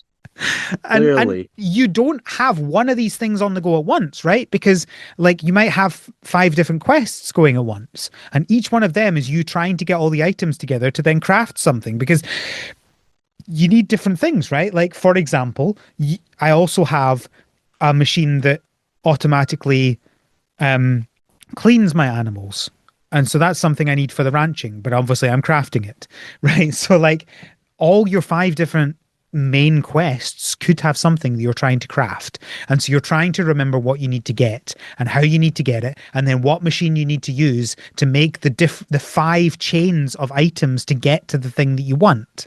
I don't understand why we can't just have the work table and everything is at the work table. I especially don't understand why we have an ammo maker, which is just a weird looking work table. Like, there's some that are like, okay, I understand why they think this needs to be a different thing, because it is, a specific, there's the like they're wanting it to be realistic, right? So to make thread, you're going to have a spinning wheel. To make pieces of fabric, you're going to have a loom. Okay, fine. I understand that in real life, those two things would be separate. But why do they need to be separate in game? From my point of view, I'm making fabric, right? Like they're all related. You might not make ammo at your work table, but why not? Why wouldn't you do that? Right? I might Yeah, understand that, for example, to make a copper ingot, that's a different process than making charcoal, but they're both just things you put things in and they're hot and something comes out, right? Like, why do I care that these two things are different? And the one that really annoys me the most is the energy converter and the gearsmith, and they're just both different ways to get specific technology related things. Why are those two different things? Like, even if you want all these things to be different machines, you could simplify it massively and have like five of them, and you would still be different things, and they'd all like, this is the one that's to do with clothes, this is the one to do with hot stuff, like making ingots and charcoal and stuff like that. This is the one that's to do with cutting, turning things into bigger things, into smaller things, or whatever. And this is the one that's making technology. And then you've got your work table. Like those would still give you separate things, but massively simplify it and mean oh, I'm thinking of technology, I go to the technology one. I'm thinking of fabric, I go to the fabric one. Whereas I go like, I need a perpetual reactor. How do I know that's the energy converter or the gearsmith? The chip, how do I know which one that is? Like, how am I meant to remember these things? I don't understand why it has to be so complicated. yeah, that's pretty miserable. And I'm a guy who generally likes these, like, you know, creating different stations for specific things, but it goes up to a point. Like, my eyes were glazing over as you've described all this. Yeah, And I mean, absolutely. clearly, This is not a great podcast, right? Like all of those words are terrible podcasting. I'm so sorry, listeners, but I feel like I need to make the point of how bad that is. yeah, that's pretty bad. Like you said, at the very least, it has to be very intuitive, right? Um, Yeah. because sure, you can't have this. I mean, even Minecraft, where the crafting table is like 80% of everything, they still have a few different stations, like the furnace Mhm. and an anvil or whatever. But Yeah. it's got to be, like you said, instinctive, I think right? Like, generally, I think how they've thought about it is like the crafting table is things that you make immediately, and the other machines are things that take time, right? So or like I can make a crossbow. I can just put it together, it's made. Whereas I can't just immediately smelt some copper ore into a thing, right? Like I understand that idea, but like that or doesn't then extend to the ammo, for example. Like you're making arrows, but that's making it automatically at the table and it's taking time to make them. Like that doesn't make any sense. And also the separator, it happens immediately. It's not part of the workbench, but it makes things immediately. Separator, by the way, it makes you can make protein powder out of bugs. You can make that's fruit innovative. fruit juice and vegetable pulp from fruit and veg, stuff like that. So it's like processing things, but that's immediate. Like if I can make 1,000 vegetable pulp immediately, but I can't make 5 arrows, that takes half an hour automatically. Like there's just a weird disconnect there, and I don't know why that's the case. Yeah, that's strange. Some positives about crafting. Um, there's a lot of things that you can do for like automation. Which I might need to have a whole other section about automation because I had it in the ranching, but maybe I need to have a whole section about automation after I've done the other things. But yeah, there's a lot of automation related things, which is nice. All of the machines that have different levels, so like you've got the work table, you can upgrade it to do more stuff with it. You can upgrade it rather than having to build a new one. So Oh, you can that's nice. and you can either build the new one straight away or just build the easy one when you have the stuff for that and then upgrade it as you go. So it's like a really nice way to be able to go like, so one of the things that really annoys me about, for example, Stardew is I make one of the simple sprinklers and then I get the recipe for making the better sprinkler. What do I do with these original sprinklers? I can't Yeah. turn them back into the items I had. I can't upgrade them. Whereas with this, you can upgrade almost everything. The one thing you No, can't that's lovely. upgrade in place is storage boxes, and I'm really annoyed about that. So there's three different levels of What? storage boxes that are like different, bigger. You can't upgrade them. You can only build new ones. And I don't know why that specifically, out of all the things in the game, that is the one that you can't do. And it's really annoying because That's weird. I have two of the original boxes that I now can't upgrade and they're stuck being really small. And that's very annoying. I've obviously built more that I have that are bigger, but like, why can't I make those ones bigger? And it's like, what do I do with them? They're just sitting there with basically nothing in them. But other That's than weird. that, all of the other ones you can upgrade, which is really nice because that is such an annoying thing, right? Of being like, oh, I have this old thing that I made that is now not good. It's great. You can upgrade it. Yeah, so I think generally the crafting is fine. There's some things that are really good and there are some things that are really frustrating. Uh, Ranching. So there's a whole bunch of animals and most of it works exactly how you'd expect. You've got chickens, you've got sheep, you've got cows, you've got pigs, you've got rabbits. I think there's a bunch of other ones that I've not unlocked as well. You give them food, they give you stuff, right? The usual sort of thing. Sure. They also, though, will help around the farm. So, for example, Oh. rabbits will dig up weeds for you. Oh, I So, love that. your crops grow weeds sometimes, and if there are weeds growing, it will stop them growing, and so you have to go and like manually pull them out. But then once you have rabbits, the rabbits do it instead, which I really like. So like I'm now at the point where I just don't have to think about that at all because my rabbits are just doing the job for me. So not only do they give me fur, but also they dig up the weeds, and they put the weeds in a little box that you can then pick up later as well because that gets Oh, that's more incredible. important when you use the other ones. So chickens. Oh no, I need to take a step back. Trellis plants will sometimes have cicadas on them. And if the cicadas do the same thing as weeds, but for trellis plants, they'll stop them growing. Your chickens will get the cicadas and they'll put them in a box for you. So they'll That's clean up pretty in the amazing. same way that the rabbits do the weeds. Um, but then the cicadas you can then use for protein powder. So you can like process them and sell them on, which is really nice. So it's like all of these things work together in a really nice kind of orchestrated way. And I really like that. Synergy. There's also breeding of animals, which works mostly how you would expect, but there's crossbreeding. So you can get different ones. So for example, you Get can your get like 20 pink, color sheep. you can get pink sheep, or you can get like, I've got a rabbit, which is called a Luna rabbit, which is just kind of like, he's slightly pink and glowing. And these things Oh, don't that matter. Like they don't really, except in the sheep.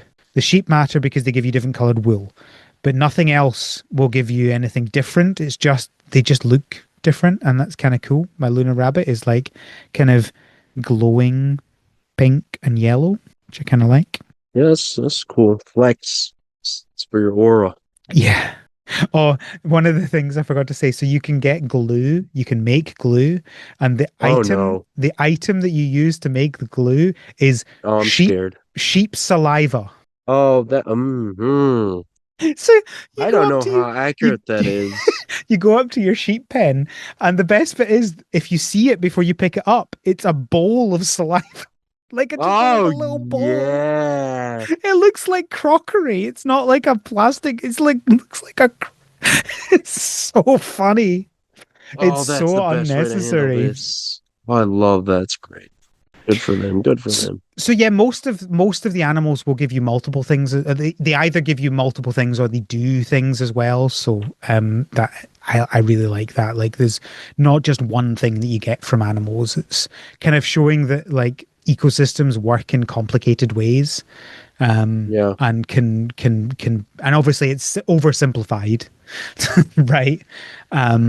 And doesn't talk about how like that can go over the top and ruin ecosystems, but Yeah. I like in the general concept of your chicken isn't just there to give you eggs, right? Like it exists in a world and it does things and it can Yeah, that's affect pretty cool. things. Like I really like that. That's cool. The exploring or mining, they call it exploring, but it's basically just mining. There's a forest, which is kind of like the mine in Stardew. Um, it's there's not a huge amount here that would be different. It's just you're exploring a forest rather than going down a mine, and there's like campsites that you repair when you get to them, and then you can like teleport between them.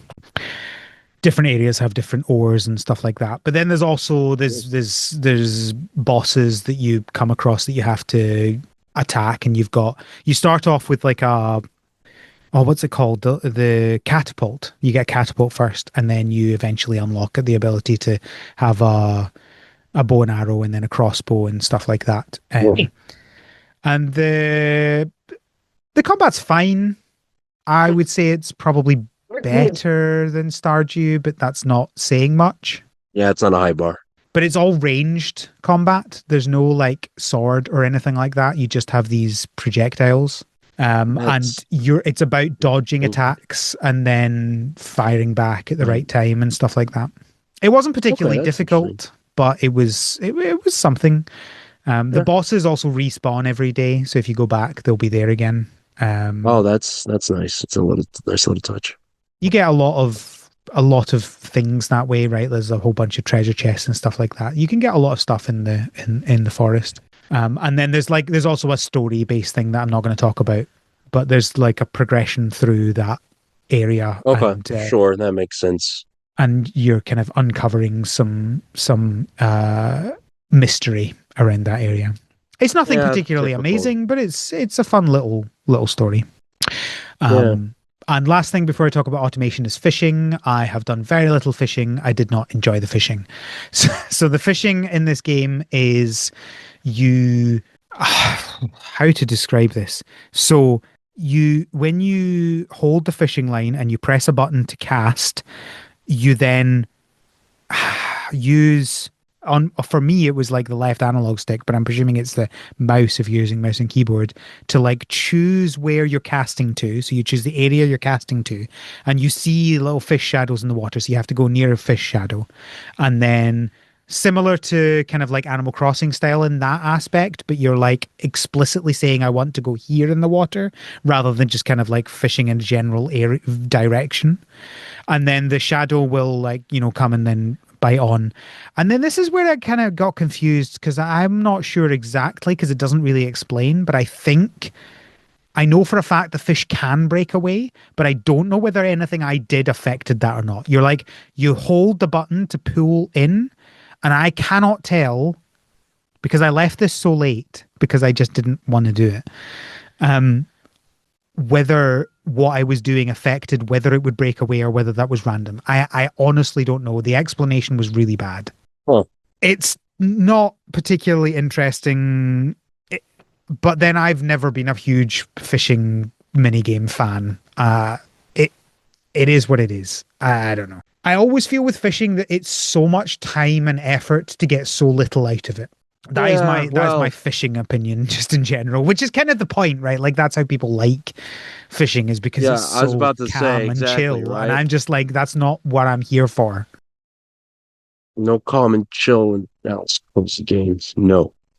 But no, I mean, like I get it. Yeah, like I said, that's the point. It's to slow down and relax and get a cool thing out of the ocean, maybe if you're lucky and do it right. But that's not for everyone. Like real fishing, Yeah. All right. Yeah, but automation, I really like how they've done automation. There's loads of automated things. So obviously there's like sprinklers and stuff like that, the standard automation. But there's also like almost everything you can do, you can automate in the game, in the late game. So like there's the early term things, which is like, your sprinkler and stuff like that. Then there's medium game things like, as I mentioned before, there's a machine to like clean your animals. So normally you would have to like go around your animals and brush a few of them every day, but there's a machine that they'll just automatically go to if they need cleaned. There's like a feeding trough that you can add like hundreds of feed to, whereas normally you'd only put a certain amount in each of the individual things, but you can go like, here is my feeding trough for all my animals, and I'll put in 100 chicken feed, 100 rabbit feed, 100 sheep feed, etc. So that makes it really nice. And then there's the late game stuff. There are fully automated robots you can get in this game that you can then set off to do specific. Oh no, I missed a point. There, as you're upgrading your axe and your hammer, which is for trees and mining, there is a chainsaw and a drill Ooh, that you can upgrade to. So you're still manually now we're going around talking. and you're manually going around and choosing what to do, but it doesn't. I'm pretty sure I haven't actually unlocked these ones because I unlocked the crafting recipes at the same time as I unlocked the robots, and I'm focusing just now on the robots. But I'm pretty sure those don't use stamina, which is really nice. So you can just walk around and like drill everything and get a whole bunch of stuff, which is really cool. But then there's the robots, and these robots are fantastic, and I want to do all of the robots. So Well, all you need to do is all that crafting you talked about before. yes, you do, and it is a lot of work.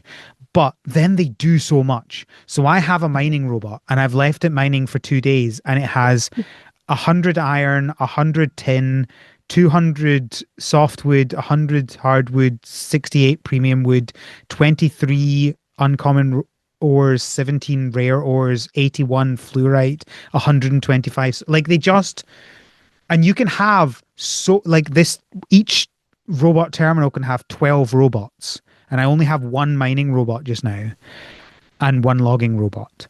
And they just do so much. Like I feel like I'm going to be able to set these up, spend a few more days kind of building a few more robots in another terminal, because you have one terminal, like I want one in the forest and one on my farm. Because you can also like set them up to do farming as well and gathering, so you can get them to like get up all the like weeds and stuff off the ground as well, and also you can tell them what to do with your crops. I don't know how that works exactly because I haven't got a crop based robot yet, because the blueprints for them are so expensive. Never mind actually crafting them in the first place. Yeah, I mean, but that sounds like late end game crafting. It's just automated to like the most ridiculous degree. I love it. It's fantastic. It's pretty good. So this Wildflowers has robots too, just saying. So this leads me to my Okay, so a couple other things. I'll come back to this because I have one more point to make about automation. Automation, good, but it leads me to a question which I will get at the end. But let's quickly go. Bug catching is exactly what you expect with bug catching. You have a net, there are bugs, go catch them. You can, however... Not much innovating there, ever. But there is one fun thing that there is, other than obviously you can turn them into protein powder, which is just a very silly thing you can do. Yep. But you can build a beehive and you can catch bees and put them in your beehive. So it's not like the bees are automatically there. You have to catch a queen bee and then some worker bees, and you put a queen and a bunch of workers in a hive, and they will generate you honey. Like...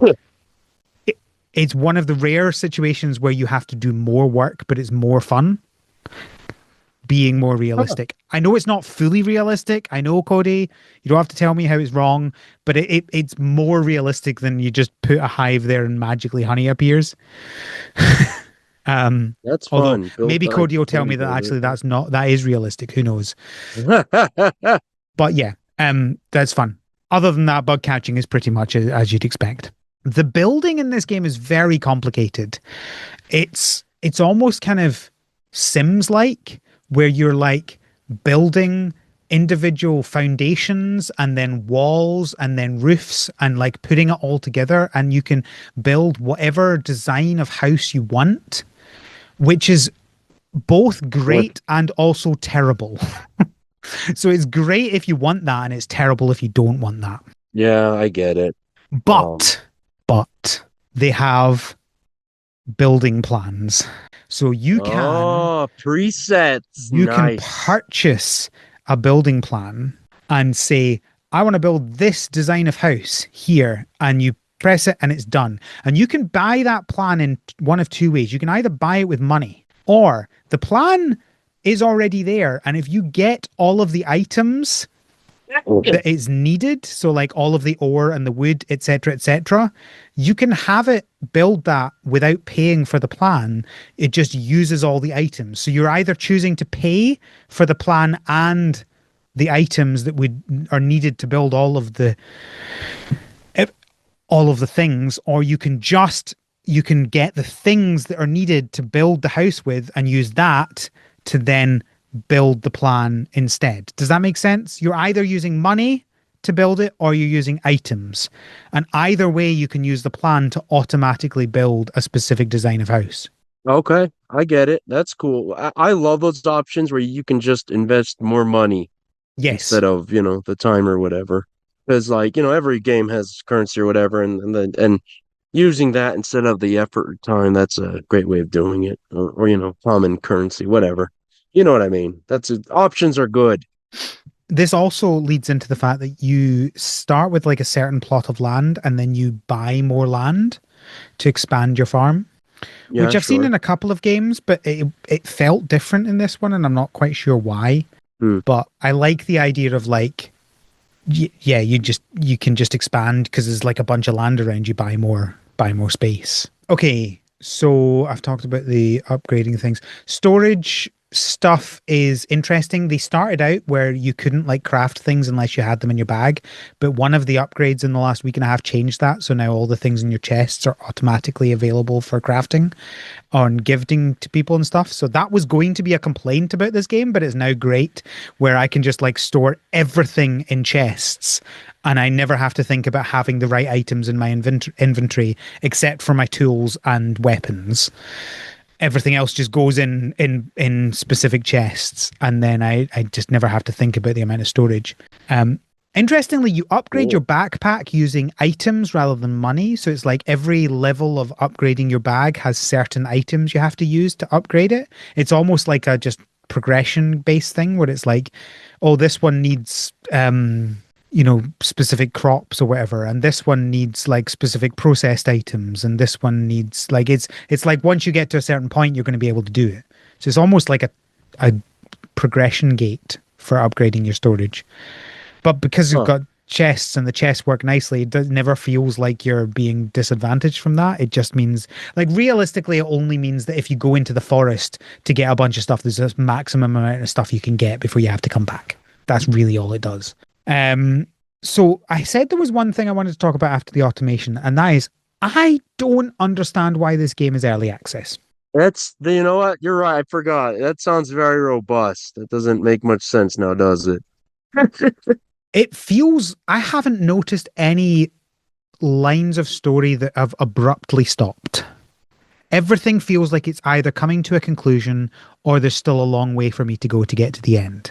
And so I honestly do not know what they're going to do to get this game out of early access. Now, it could just be we think everything's in the game, but we're like, we need to make sure that it's all, get rid of all the bugs and add some quality of life improvements, and then we're done. Which would explain their timescale of 4 months, which is what we talked about in the draft episode. They said about four Yeah. months for early access. I guess that makes sense, but like at this point, it feels overkill to be early access rather than just doing a beta with some people. I don't know. It just seems weird that this is early access. This feels like the most complete early access I've ever played. Yeah, it sounds way less early access than a lot of 1.0s we've seen on the show. And just to give an idea of like time frame, so I've put in 35 hours into this game so far, and I'm at 35 out of 75 achievements. I've completed two of the main like certification quest lines. One is like basically not done at all, and then two are maybe halfway. So it feels like a decent amount of game. And like if you're going to want it 100% everything, then I think there's probably a large number of hours in this. Because like I haven't even touched the romance system because that's the last thing I need to talk about, which is characters and romance. I have barely done anything with that. And this is going to be a partly me and partly the game. So partly me is like I'm other than Stardew, I've never been particularly interested in the romance in these games. I will always do something. Um, Kind of some of the Story of Seasons have made me vaguely interested in some of the characters. Trio of Towns in particular, there were a few there, I guess. That so Stardew and Trio of Towns, those probably would be the two that I've actively wanted to progress romance in the games. So partly it's me, but partly also I've none of these characters are particularly interesting in my opinion. I think if what you're looking for in Ooh. a game is interesting characters and deep story, I don't think you're going to find it here. Oh, that's rough. Because I mean, yeah, that's kind of important for, romancing to care about the characters. I mean, what I will say is obviously we joke about it being, Weeb Island, right? Yeah, And I think that that is probably going to be enough for some people. The fact that, like, obviously this is a bunch of, you know, anime style cute characters, if you will, right? Like yeah, that's enough for some people. Like, oh yeah, that character, I like the look of that character. Let me go romance that character. If that's what you want about romance, then that's fine. Like that's there. Go get your weeb on if you want. Right? Like, yeah. but if you want something that's like it's nowhere near even approaching Stardew's characters, right? And maybe there's more and I'm just not seeing it because I've not really gotten to know any of them.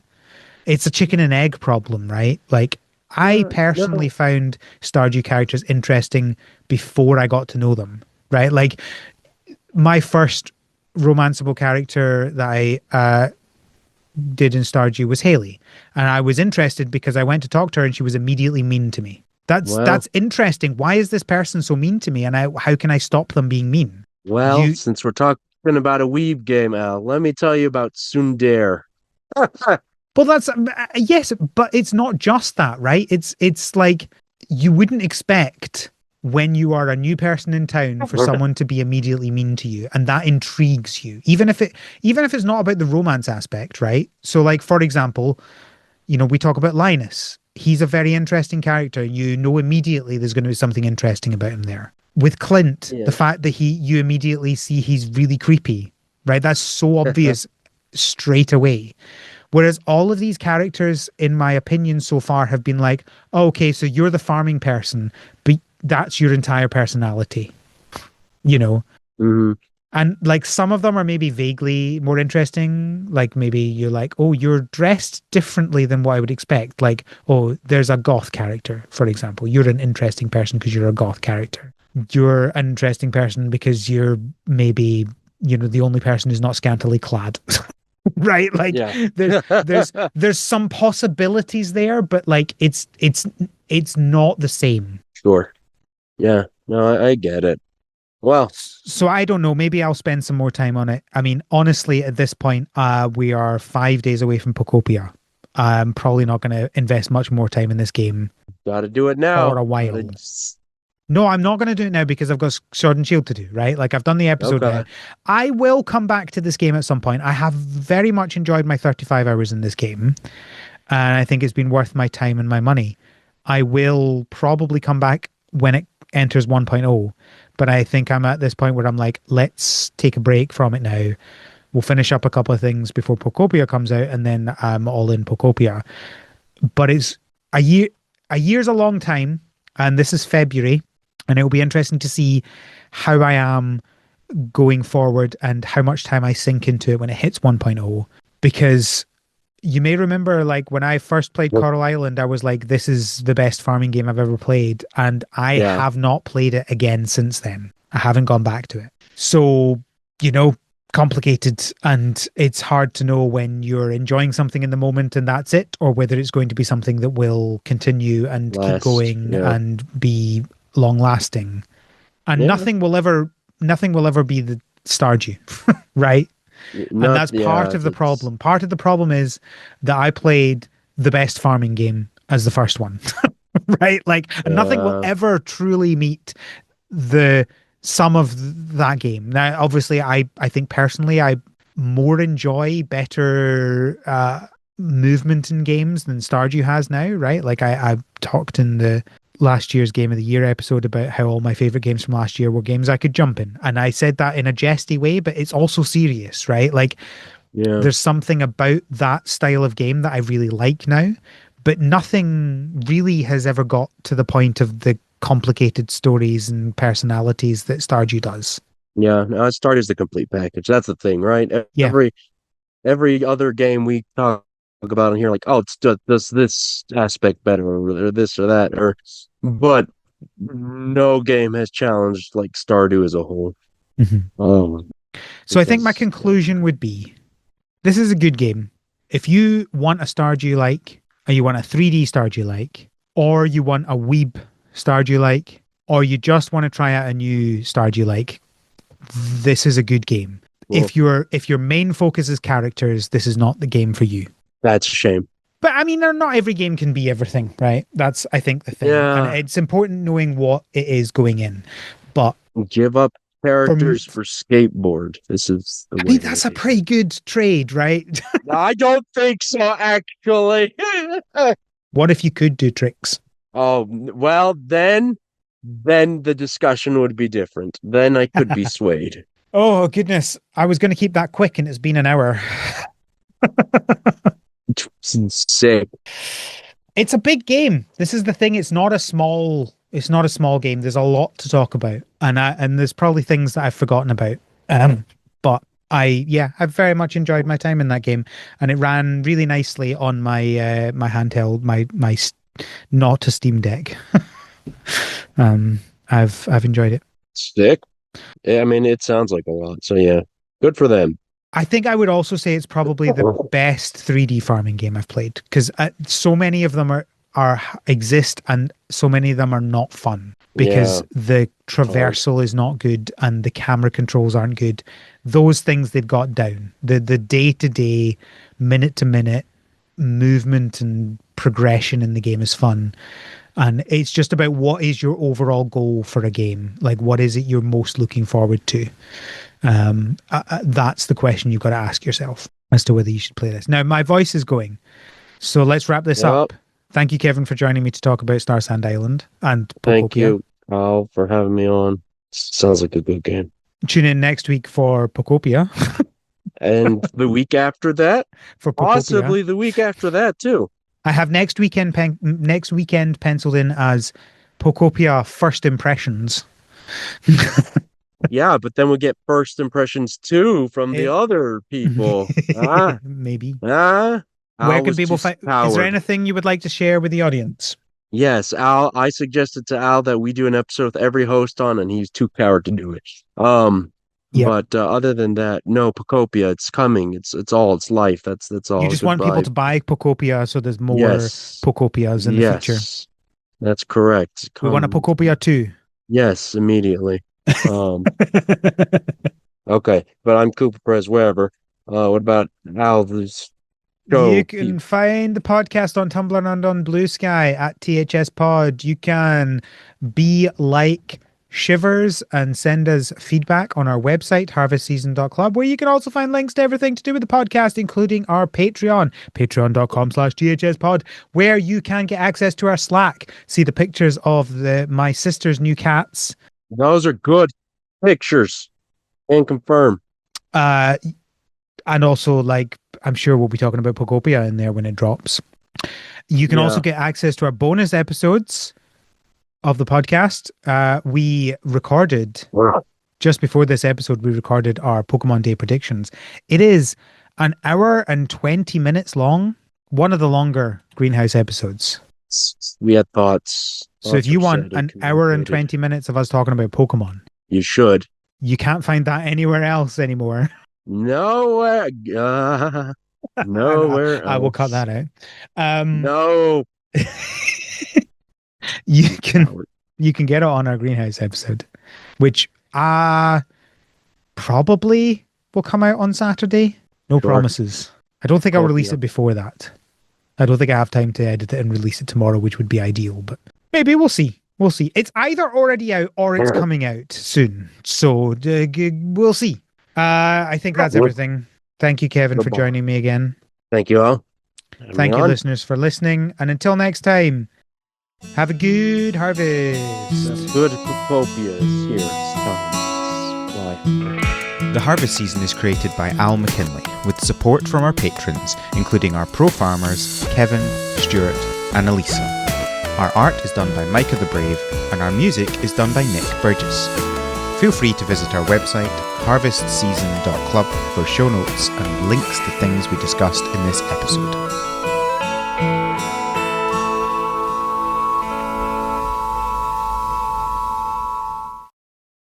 Hello, farmers, and welcome to the Wait, harvest. I hadn't started yet. Oh. We didn't No. Well, there's our post credit. If there's nothing better. Oh, yeah. Oh, Right. I just started. Tell me when you're recording. I'm recording. We're gonna clap in 3, 2, 1. I clapped.